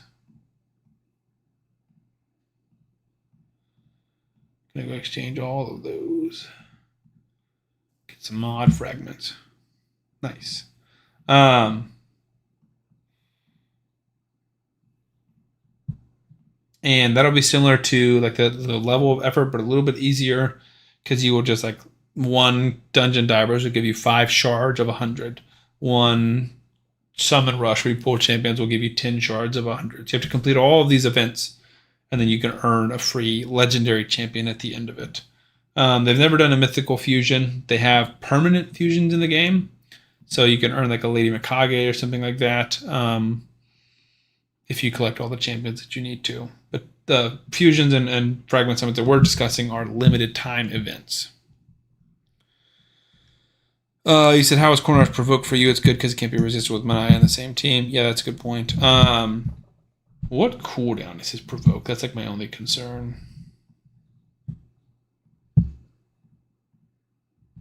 3-turn cooldown, so that's pretty solid. And you're placing decreased speed on enemies, so you're hopefully going to have them slow. So here so it's an event where it's a summon rush. So that's like part of it. Let's pull up one of those paths. Ow. Can I not see like the details of that? I guess because it's done. That's sad.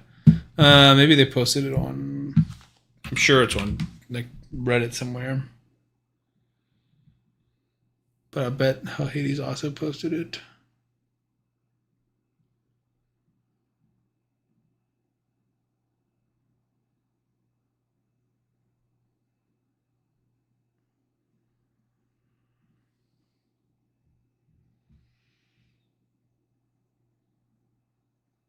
Where are we going?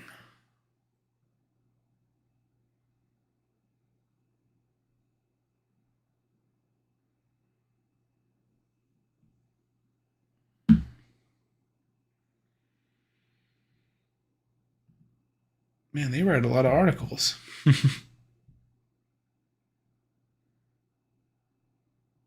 There we go. Granite Doorkeep Fusion God. This is what I was looking for.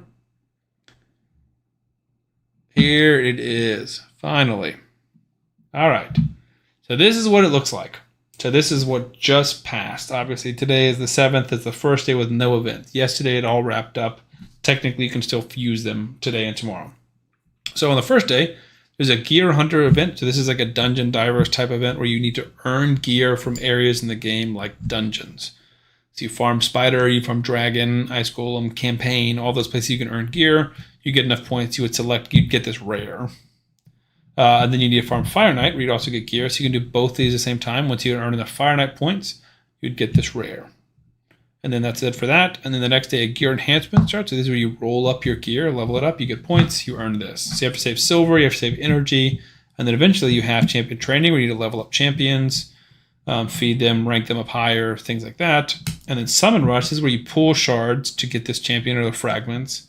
And then champion chase, right here, also pulling shards. So there's two types of shard pulling events. One's an event, one's a tournament.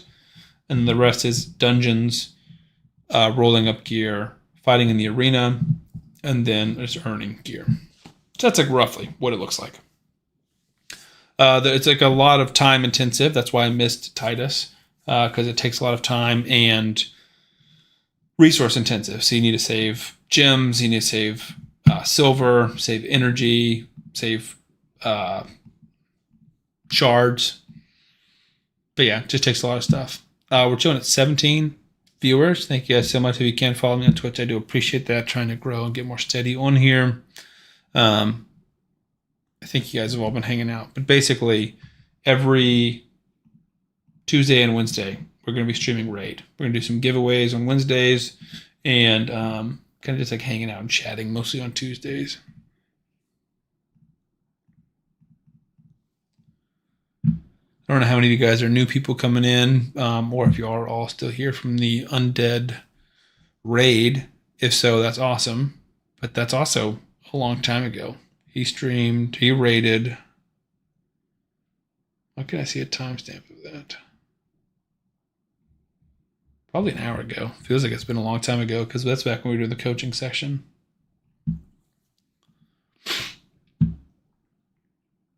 Also, I feel like my voice is slowly going. I can feel it like getting weaker.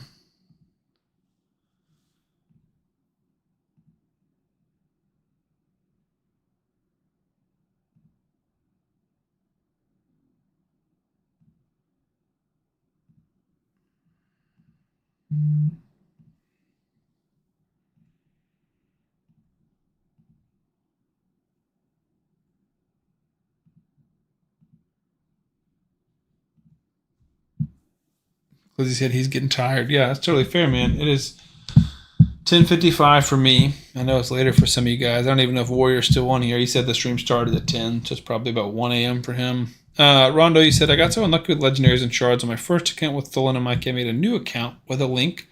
Got 2 Hanorok and Karato for free, so that's also a link that I have.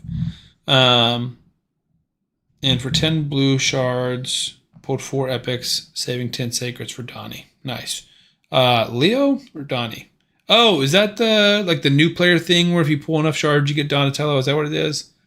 Because if so, that's pretty cool. Donatello is awesome. Leonardo, I think, will also be awesome as well. I finally, after pulling Raphael, have 3 of the 4 turtles, and I'm saving my shards for Leonardo, in which case I should be able to get all 4 turtles. No April probably for me, and no Shredder, unless I get lucky on either of them.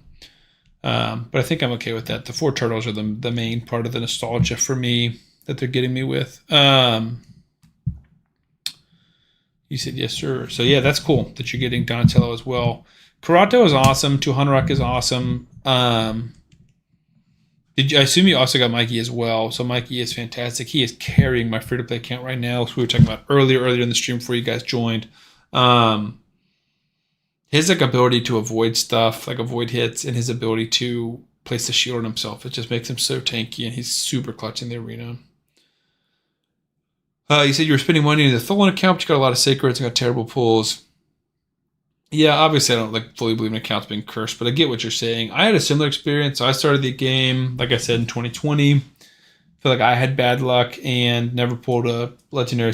And I also was at the point where I was really enjoying the game, playing it all the time, but I was running out of stuff to do. I wasn't really spending money, so I was like, I wish I had more energy and more stuff to do. So I started a second account, and it was catching up. And then I hit legendary on that one, and I think it was Yannicka or Errol was one of my first champions. Both of them before they've both been buffed. So both of them before they were buffed. I guess Yannicka technically didn't get buffed. The infinite shield thing kind of was a shadow buff to her. Yeah, one of them. And so I was like, well, I pulled legendary champion. This is my new main account, and I just stopped playing the old account basically. You said you almost got caught up to your 2 account. You're only 2 days into this account. Yeah, I mean, having a good start makes a big difference. And in the early game, if you know what you're doing and you're putting a lot of time and effort into it, you can get very far very quickly. Which I wish I would have streamed the first parts of the free-to-play account, because now there's just not as much to do. It's kind of 2 hours a day basically, and there's not as much to stream. So I try and save as much as I can for the nighttime so we can watch over that and do all that together.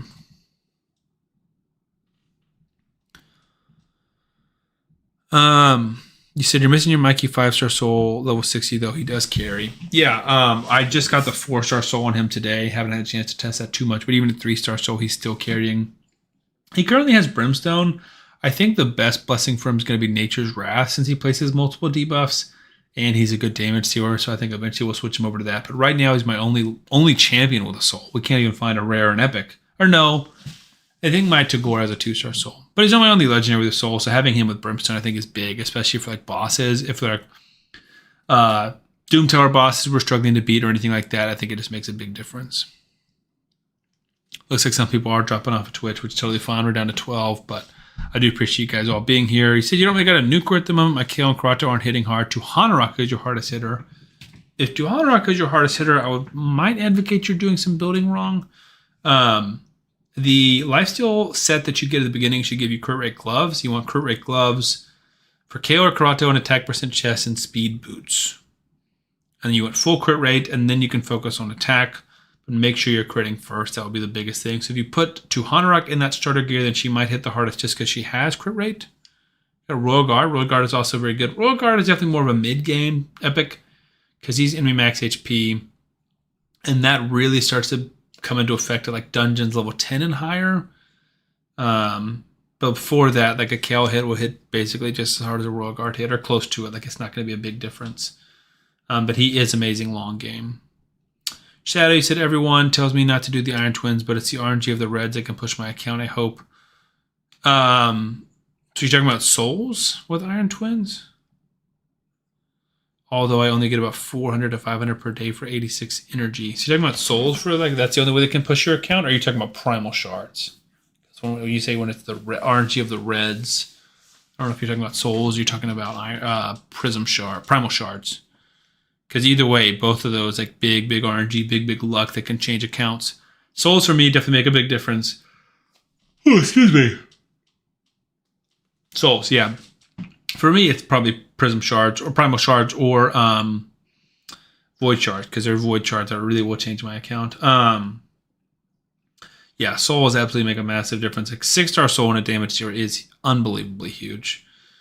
Like if I have a legendary that's a damage dealer that with no soul, and I test him against like an epic with a 5-star soul, it's not even close. The epic's gonna win. So yeah, I totally agree with that. I think souls are still overpriced, but I farm Iron Twins every day. So I farm Iron Twins 6 days a week, and then I farm Void Iron Twins twice. So I spend my 150 gems to get a reset on Sunday, and I farm it twice. Yeah, 1-star is big. Like that's totally worth buying. And again, getting the coins is hard, so I'd try and farm Iron Twins because you can get like the soul essence, whatever, which really helps. We're back up to 15 viewers on Twitch, so thank you guys for being here. If you're new, please follow me on Twitch. We're streaming every Tuesday and Wednesday. Just playing raid and chatting, and then doing takeovers and coaching, things like that. Tim Boy, you said, since I missed the fusion, do you think Leo is good enough that I should seek him with just Mikey on my account?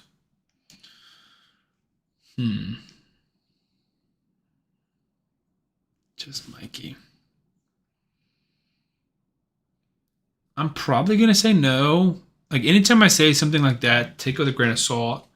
Because like Leo is amazing. And I obviously don't know how good he's going to be. I don't have him yet. So like there's chances that we find an area where he's broken for. And I don't want you to be like, oh, Sam told me not to go for him. Like it's not that. But if I had to guess, like the resources that you would have to put into the game, assuming you have little in terms of shards, I don't think are worth the return of just getting Leonardo. That's my opinion. He is awesome. You know your account better than I know your account. If you think he's filling like a niche, or not even a niche, but like a big gaping hole in your account that you don't have, then perhaps it is worth going for him. I never know which factions any of them are in. Okay, nice. I like that ability.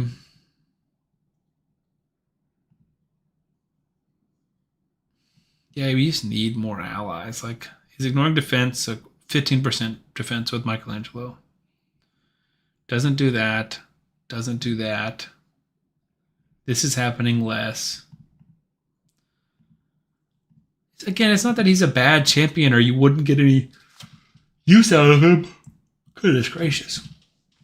But you're getting a lot less value out of him, and you're still putting in the same amount of resources that everyone else is putting into it. So I would advocate for no. But that's just my opinion. Don't let that sway you too much. One day you'll be able to use your 4-star Titus Soul.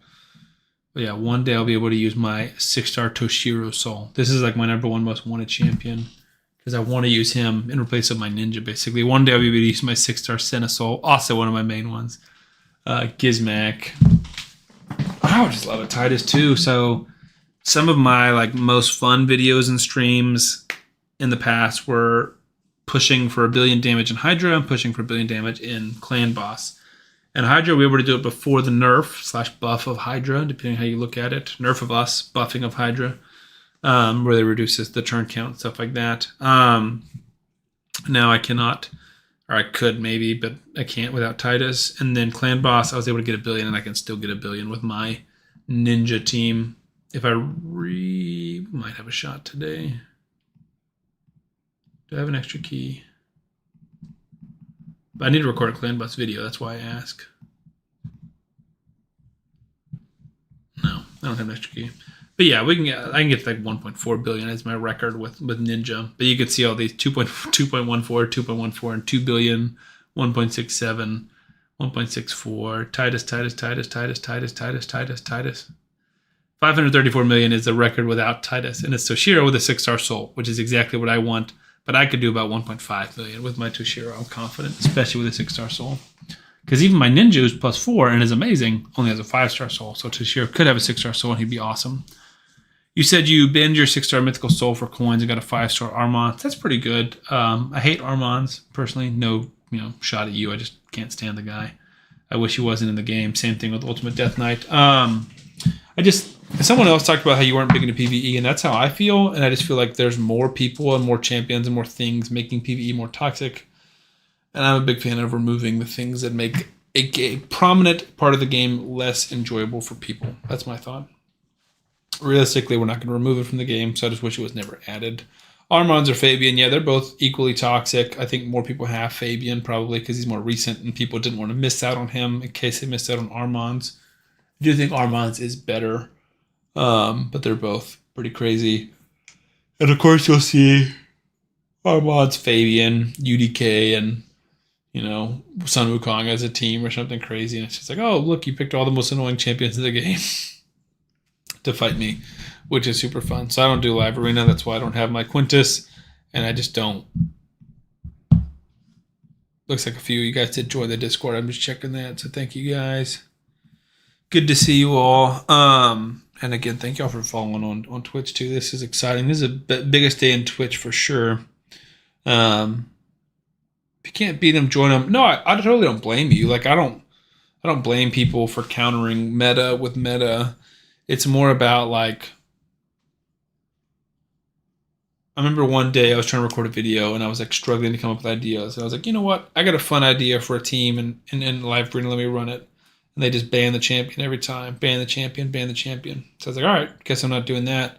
And I was like, you know what? Let's just do like 15 arena fights and record them all and see how many I can win and just show that off. And I went like, I don't know, 6-9 or 7-8, like just not doing super great and just being like super frustrated. And I was like watching and I was trying to like splice the videos together and I was like, I'm in such a bad mood fighting these arena fights. Like even when I win, I'm just like, get out of here, you cheesy champion or cheesy person. And I'm just like being super negative. And I'm like, this isn't fun for me.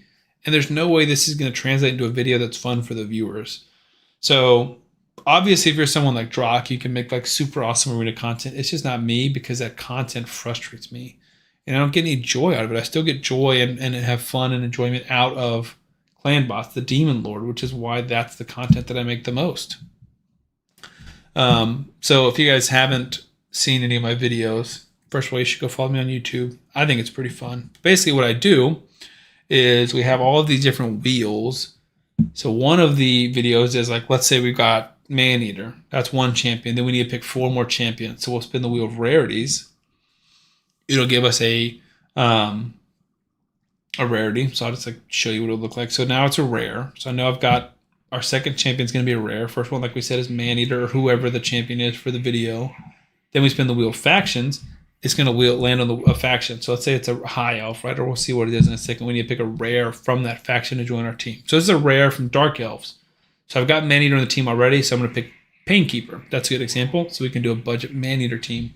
Then we spin the wheel of rarities again. And we're going to get 3 more champions. That's how we build our team. So that's what we did yesterday, I think. I go to my videos. Yeah, yesterday we made an unkillable team, basically using this kind of thing. But we also have the Wheel of Madness, which is super fun. And what this one is using that Wixwell team that we just saw a second ago. And instead of Ninja, we're going to test out 3 different damage dealers. And so there's like a lot of different ways you can pick a champion. Champions with certain things in their kit or things in their name or things in their design, like any champion with wings. And I kind of look through my account and pick one of the champions that has wings. And then I test 3 damage dealers and stack them all together to see who can do the most damage across that episode. So I think these are super fun, super unique. I think I'm the only person in the raid, like YouTube sphere, that's doing these kind of videos. So I think those are super cool. So that's what I'm going to record tonight would be the 3. We're going to spin that wheel 3 times and test out 3 damage dealers. But that kind of stuff, I get a lot of joy. Like I just got excited talking to you guys about that, even though I've talked about it hundreds of times. I do not feel any of that when it comes to PvP. 0. It's the opposite. It's like, ugh, I got to do 5 tag arena battles.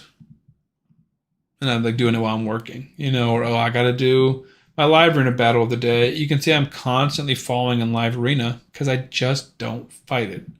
I don't care. My area bonuses are awful for someone who spent like so much time in the game. It's just bad. All of this is up here when I was trying to push 1 billion. I haven't touched it since. Hydra, I don't really care too much. Some of this stuff, I don't really care too much. I just cannot force myself to play those game modes because they don't bring me any joy. I'd much rather play on a second account than I would try and fight in the arena and push in the arena. Anyways, that's enough rambling. You said I lose live arena, 3 live arenas to play bots half the time. Yeah, I've heard that's not bad, but again, I just can't be bothered. I typically just do one whenever it's my mission, and that's the only shards I get or the only medals I get.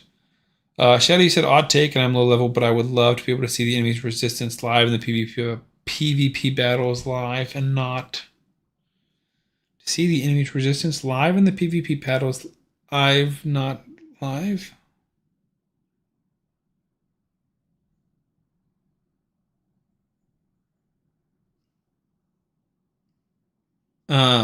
DK said, "Can you show me your account in a Discord call?" Yeah, we can try. I've had some issues with Discord, like messages and sharing on live streams, but I'm happy to try.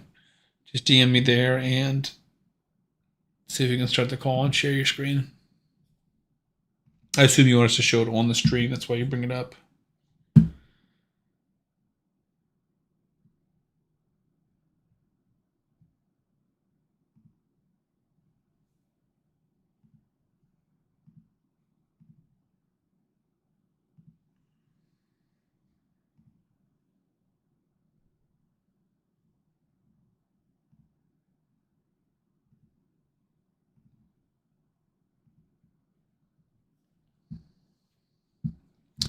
He said you want to see the percent chance to land debuffs is equal to the enemy's resistance because you don't know if a champion have a lot or none at all. Yeah, I definitely agree with that. I do think it takes away, like, that would take away some of, like, the RNG side of things. All right, so I see you here. Watch stream. I think your audio is not going to come through, but I should be able to make this full screen. Bring this over here. All right, cool. I think we got it pulled up. Let me make myself a little bit smaller, minimize my fat head. All right, cool, man. Like I said, I don't think we're gonna be able to hear you, but I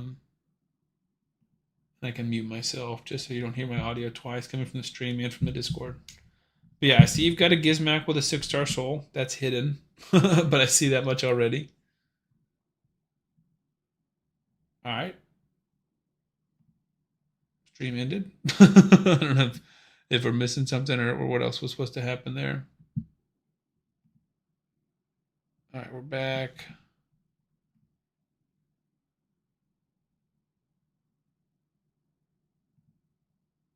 So yeah, what happens is my audio output just never seems to work, but I'm not worried about that. You can message in chat if it's something we need to know. Some context. All right, so we're scrolling through the food champions, epics.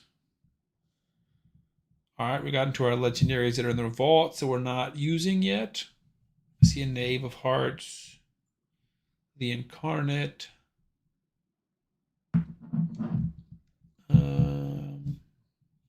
Nissy, Valkyrie, Sir Nick, Master Thorion you're not using. Quintus, you've done live arena. I see an Armons, Gracchos. I mean, I'm seeing a lot of good champions. There's Leonardo, Cavalax, Fina, the faction unity, Marius, Arnorn, Newt, Ninja, Michelangelo, Cheshire Cat, Marichka, Master Thorion Full, Krisk, He-Man, so you bought the pass. Donatello, Volcano's one of my favorite faction unity champions. Mad Hatter, Tholan, obviously. Venus, Arbiter Odin is awesome. Queen of Hearts is awesome. Chauco is amazing. And then Mythicals, Gallius, Embrus, Fiorad, Hierophant Lazarius. I always forget her name. Nell? Blackteeth Nell, the Blackteeth, whatever. Mikage, Froni, Geralt, Siegfried, Gizmac, which is also just showing how my knowledge of champions.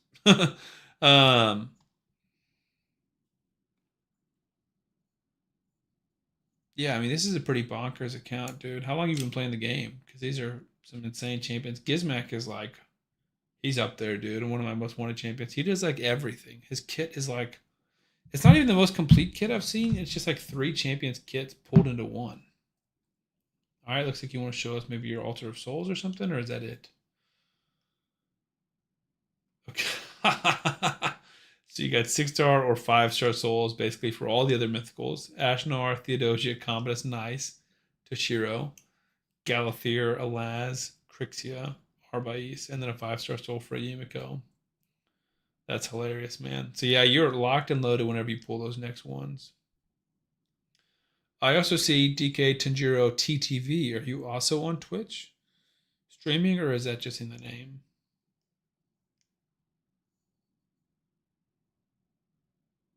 But I don't know if that's a no or you're just going back and forth. That is a bonkers account, dude. I'm envious of your mythical champions. I definitely have had not bad luck, but lower level luck with my mythicals. Like this is it. Just these 7.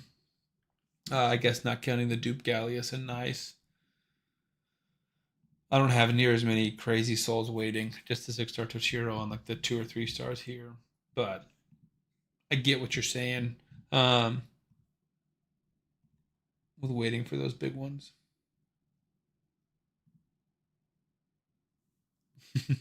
All right, let me catch back up to chat. You said that's the best part of raid, lol. Talking about like I guess the not the randomness. I do think that's funny because like when you go in and it gets a fight, like it'll just be. I have no idea if these champions are in stone skin. I have no idea if they are fast, slow. Are they going to resist me? You know what's going to happen, and then are they in stone skin? That kind of stuff, which can be annoying, but I also think it's fun. Also, people in my arena team, I love this arena team. I'm a big fanboy of Phoenix, and people just disrespect him, but he's like one of the best damage dealers in the game, and he pairs very very well with Shuzhen as well, and he's all block revive too, which is super cool. Phoenix, do it. Dun, dun. um, let me catch back up. But my counter argument would be that resistance would be more relevant to then right, and other champions could become more used to that system. Yeah, I mean, I don't think that's like a terrible take. If we could just like see their stats or something, maybe after the fight or in game, like chance to land it or something. Um, I mean, you can see your enemies just like in waves and stuff with like the Hell Hades tool, but you can't do that with like obviously like arena. And I think that's probably good because like if I'm fighting Plat Arena and this guy's number 1, I see his defense. Like I can just find what his stats are, build my champions to a certain level of accuracy or resistance higher than that, and then just like beat him. And that's like a mathematical approach to that as opposed to like a strategic approach to that. I think this team's going to get wrecked though because we have no way to get through his. We got through UDK Stone Skin, but he's going to block revive and just kill us unless we can get to him quick. Oh, all right, we're dead. The only damage there. Didn't get through a stone skin with oh, he's not even wearing gear. Um, just fun to talk about. I totally agree. I do think that's an interesting idea, and I haven't heard it before. So kudos to you for coming up with an original idea. Not many of those. Glizzy just build the coolest looking things that will help in live arena.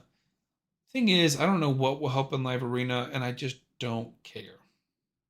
You could like, short of someone else just doing it for me, I do not care about my live arena. You know, you could be like, this champion will make live arena a breeze, and I'm like, nope, don't want to do it. Not worth my time. All right. This is crazy. Probably the craziest part of the stream. DK said, yeah, I do, but yeah, completely free to play. Brother,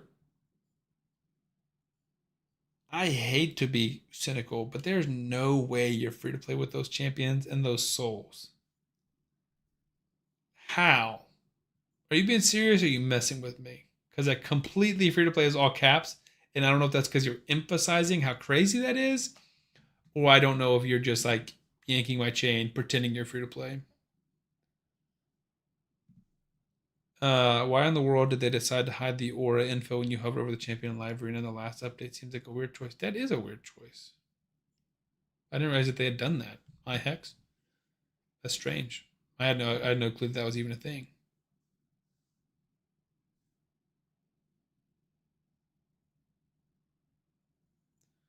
Um,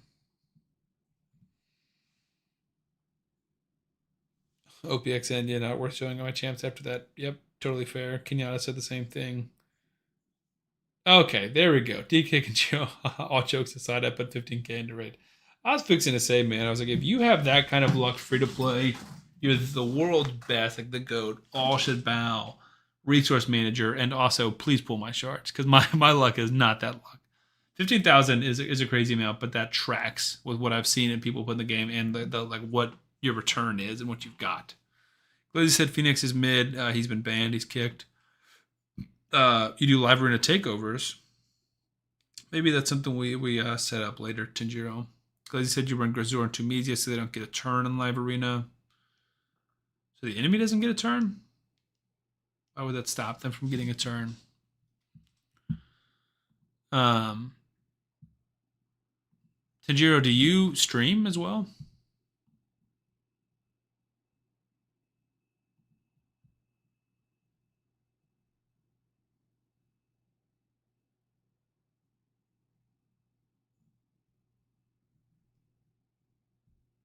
Trying to look at your.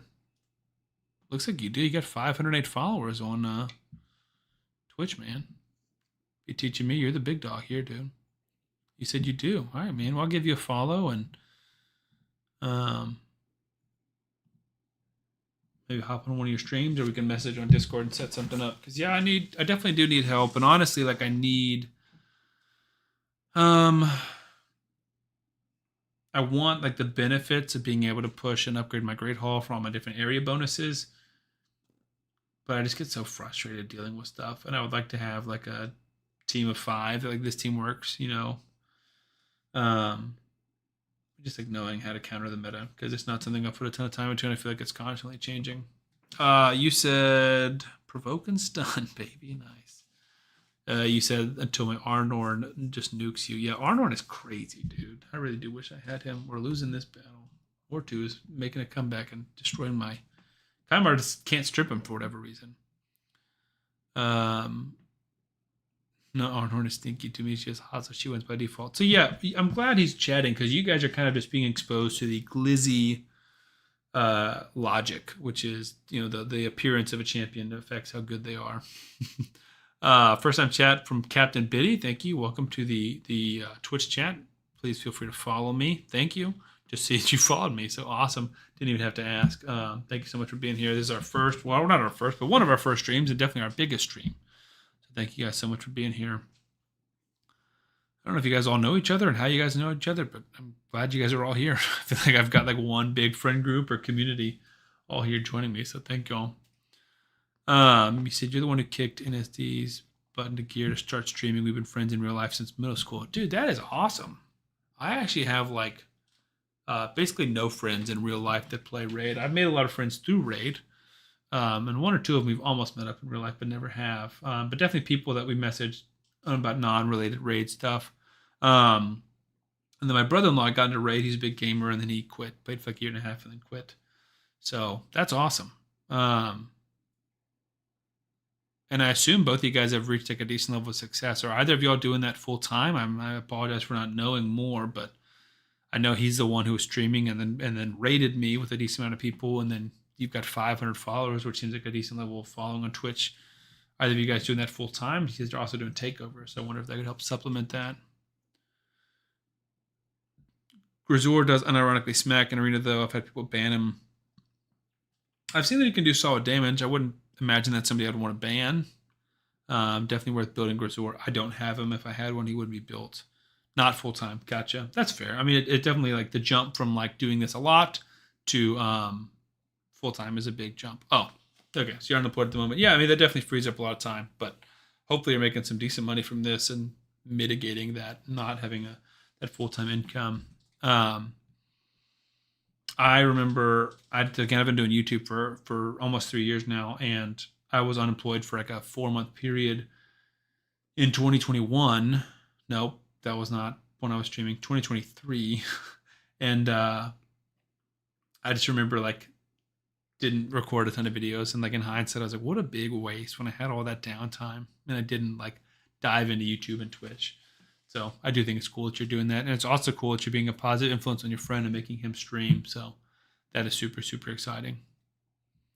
Hex, you said live arena became more enjoyable when I followed players 50-50 win rate. I literally leave more battles. So is that the leaving to try and face bots? Is that what you're talking about there, or maybe that's like a rule that I'm not aware of?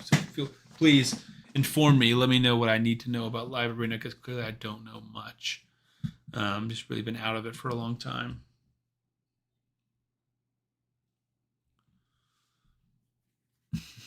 Glizzy said Glizzy. Yeah, nobody's shouting him out. I have shouted him out. And I also guess I'm shouting out Warrior in a future video. So I've been unemployed since May. Almost got a job in August, but a drunk driver threw a wrench in that. And I'm sorry to hear that. Being unemployed, it blows, dude. That sucks. That's definitely not fun. But hopefully something good will come your way. That's definitely discouraging. I understand that. Like I said, I was laid off from one of my jobs April of 2023, and then I was unemployed till August of 2023.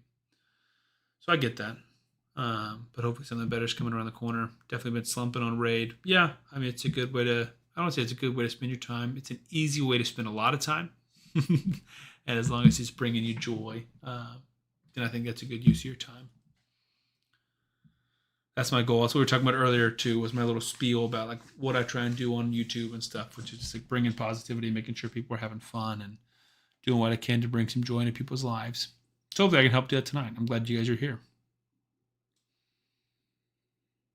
Let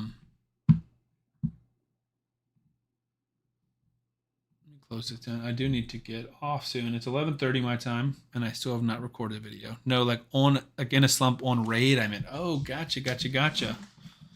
So, Biddy, where are you? What are you stuck on in Raid? Are you trying to like get to a certain goal and you're not getting there, or just like overall progression feels halted or slow?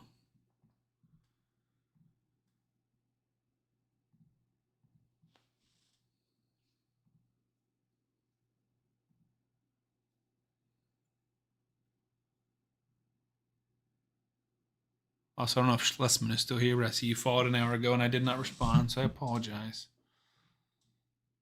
This has been awesome. For over 2 hours, like over half our stream, we've had like 15 plus viewers, which is super, super cool. But yeah, Biddy, what kind of stuff are you struggling with, man? Because I'd be happy to take a look. I do a lot of takeovers and like coaching and stuff, mostly regarding Clan Boss. That's like my specialty. But I'm happy to take a look at anything else too.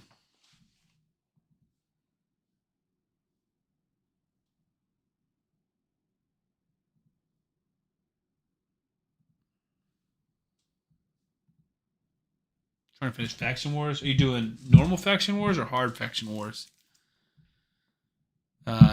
Shadow said DK knows I'm going to struggle with scrolls, potions, and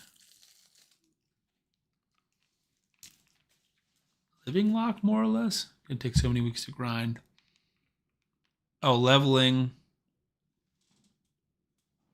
Lock T, more or less. I'm not sure what that's supposed to say. Yeah, Faction Wars. I mean, I don't want to say it sucks, but it is hard, and it just like requires like a very diverse account. Like you might have it really easy in one faction and really, really hard in another faction. Like I remember I got Undead Hordes like super easy because I had Scythian Rhodos. But then I remember Skinwalkers took me forever. One faction you're just after one because no good champs. Yeah, I mean like that's literally impossible to work around. Like if you have one good champion, then maybe you can start putting champions in like stun sets and just trying to get lucky, Guardian, these random gear sets, basically trying to mitigate that. But if you have no good champions or like no 60s, it's just tough. You need to fix your one key Ultra Nightmare. Stop reminding me. Well, I mean, 100% for real. Message me on Discord. Send me a screenshot of your account. We can talk about stuff. I mean, if it's like I don't have good gear, I don't have good champs, like obviously we can't break that. But like if it's close or you need some guidance, I'm always happy to help. I really do a lot of Clan Boss work. Rondo said I'm level 33 without Tholen or Mikey. All KOs in arena are smacking me in silver. What should I put on Karato and KO to make it easier or not possible at the moment? So I mean, typically early game arena, if you only got like the starter base champions like you're talking about, if you go second, you're probably going to lose. So ideally, you need to get more speed on your champions. Every champion on your account needs to have speed gear boots, especially early game. So getting speed gear boots on all your champions will help you go first. And then if you have the champions available, having someone with like a speed booster, like an apothecary, Haikatoon, Tagore type champion going first, placing increased speed can also help you go first and then get those nukes out there. Past that, I mean, you just need defense. If you have any kind of buffers, you can place increased defense or strengthen or shields that can help you survive that as well. DK helped me with 3 factions. I just need books for 2 of those. Yeah, I mean, books, that's another thing that kind of just, you have to wait till you get them, unless you're buying them, which I wouldn't recommend. BXN, don't forget to fix your Ocean Nightmare 1 key. Glizzy, always in here trolling, but that was awesome. I need to grind scrolls to ascend and get 6 stars to progress my account. Yeah, I mean, that's a lot of this stuff that just comes over time, is farming minnow, leveling champions. The biggest thing is, can you like coordinate that with other events? Like I try and do my minnow farming on CVCs. I try and do my champion training stuff on champion training events and tournaments, obviously. You said you have everything for it. All right, man. Yeah, just send me a message on Discord. Obviously, like I said, tonight it's getting pretty late, but that's like even while I'm working tomorrow, I'm happy to take a look and we can chat. Oh, you just sent a picture of your champs. I mean, we can talk. So here is your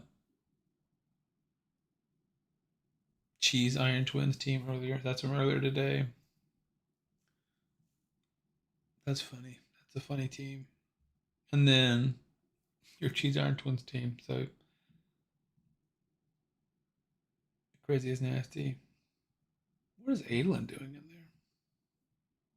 Isn't she the Sand Devil chick? I don't think I've ever built her.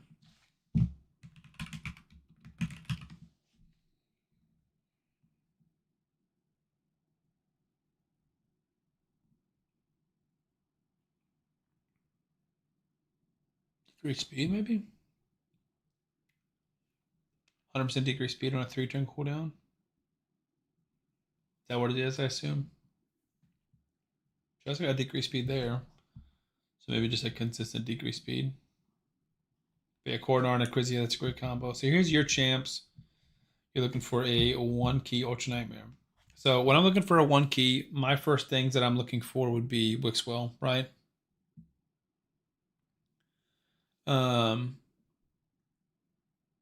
Which I see. So we have a Wixwell. I'm going to work off the assumption that you have books for him. If not, then it's another discussion. So you need 2 more buff extenders. So let's see. Giath, you have her, but probably not going to be booked. Not the most like best use of your books. So nothing from the legendary category. Got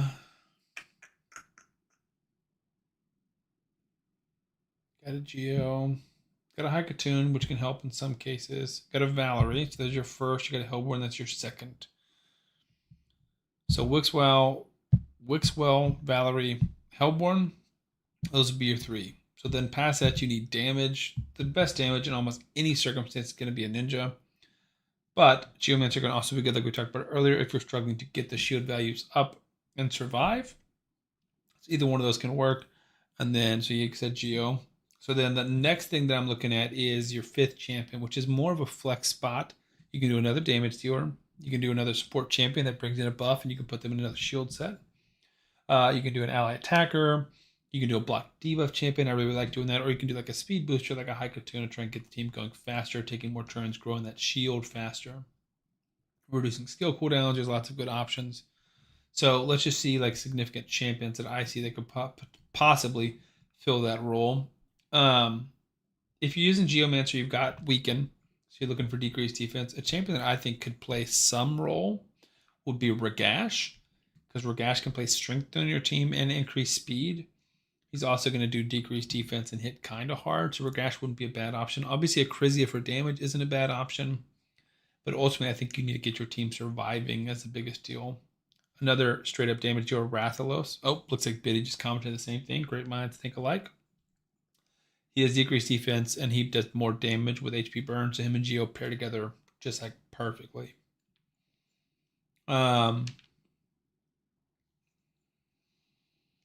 Trying to look at other champions. No one else is really like calling to my attention.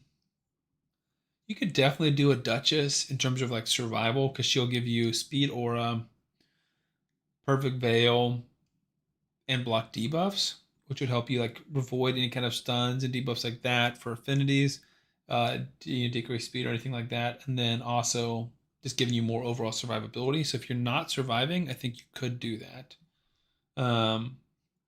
Past that, I don't see any really good block debuff or block buff. No block debuff options. So yeah, honestly, my vote would probably be Ragash, Rathalos, or Duchess, depending on whether or not you're surviving. Because if you're surviving and you do more damage in Ragash or Rathalos, yeah, I mean Ninja and any ally attacks, you could do a Farrakhan or something like that. But Geo would help you survive and do damage, which is why he works so well. So yeah, let me know. I mean, we can talk about books, we can talk about gear, things like that on Discord. Just DM me. We can continue that discussion. I'm happy to help. Can even pop one and take a look if we need to. We can also do takeovers, like I said, streaming tomorrow on Twitch to do a giveaway. So we'll give away a takeover, an account giveaway for one of the accounts that Warrior has donated, and then probably coaching, maybe merch. We won't have any merch ready, but future merch hypothetically could be the giveaway. Let me catch back up. Now you're free to play. You don't have any money for that. No work yet. I mean, but like I said, I mean, I'm happy to do coaching for free. We'll do giveaways and stuff like that. But also, it's like if you join my Discord, I'll just like talk and answer questions and stuff, or stream. We can talk about stuff now. Earlier on in the stream, we were on one of my guys' accounts, just giving advice basically. Dave, thanks for the follow. Appreciate that. Dogro question: how do you get all this energy? I'm assuming that's one of the Discord people. Or are you talking about like my main account? Because main account had like 200, 300, but not like a lot.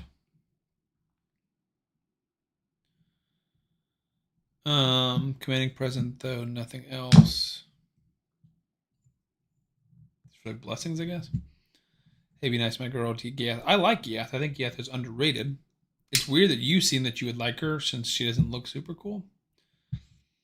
Kenyatta said, I remember my early game, I was not getting speed gear doing dragon, so the campaign use uncommon speed builds until I was able to get better. Yeah, absolutely. Like you can go to Nightmare campaign, level 6 or stage 6, level 6 basically, and get 5-star speed boots. And that is plenty good enough. We've done a decent amount of that on the free to play account.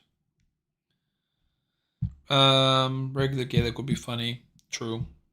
I think you've done Mithral for strength and then just poison. Can't remember. Yeah, that's not a bad idea either. She doesn't like perfectly handle all of the debuffs because her cleanse is only 3-turn cooldown, and like your Wixwell could get stunned or something, which would hurt you. But I'm just not sure how is your team failing or just not getting enough damage. What are you looking at? Because if you're reaching the turn limit, I would assume that you're getting enough damage. So I would assume you're not reaching the turn limit, which means you need more survival. So Ragash could help with that because he'd make you go faster and give you the strength that the Mithral is giving you. Or you could also do some more damage and try and go faster, basically. Could use ninja, blah, blah, blah. Honestly, it all comes down to gear. Yeah, for sure. Gith is a goth mommy, so she's cool by default. You do you, Glizzy. All right. Well, it is super late. I keep saying that, and I keep regretting not getting off. But I really do want to say thank you guys so much. I know I've said it multiple times, but I feel very grateful that you guys have all been here. Hopefully, you guys will come back for more streams. Like I said, tomorrow night, potentially one this weekend, but every Tuesday and Wednesday, that's like the set schedule. And if I see Undead or if I see you, I already forgot your name, and I apologize. Tanjiro. If I see you streaming, I'll happily, get on it and watch one of your streams and try and raid you with my 3 viewers or whatever it is that I have. How do you have 20 million on the free to play account trying to gear champs or run out of silver so quick? Yeah, I definitely run out of silver so quick as well. I just try not to roll. I roll like the minimum amount of gear possible. So like I have like a lot of level 12 gear on my champions because I know that I need to save it for the future. Glizzy like to point out that I also do use an Xbox. Obviously, I'm on PC for this, but I do game some on my Xbox, and he thinks that's just like the worst thing in the world. He keeps saying that, but he also keeps coming back to all of my streams and YouTube videos. So I don't know how much I believe him. Anyways, that's gonna be it for today's stream. That's almost 4 hours. That's definitely our longest stream that we've had. I really did have a blast. Thank you guys so much for all the likes and support. Thanks for following along, and I'll see you guys soon.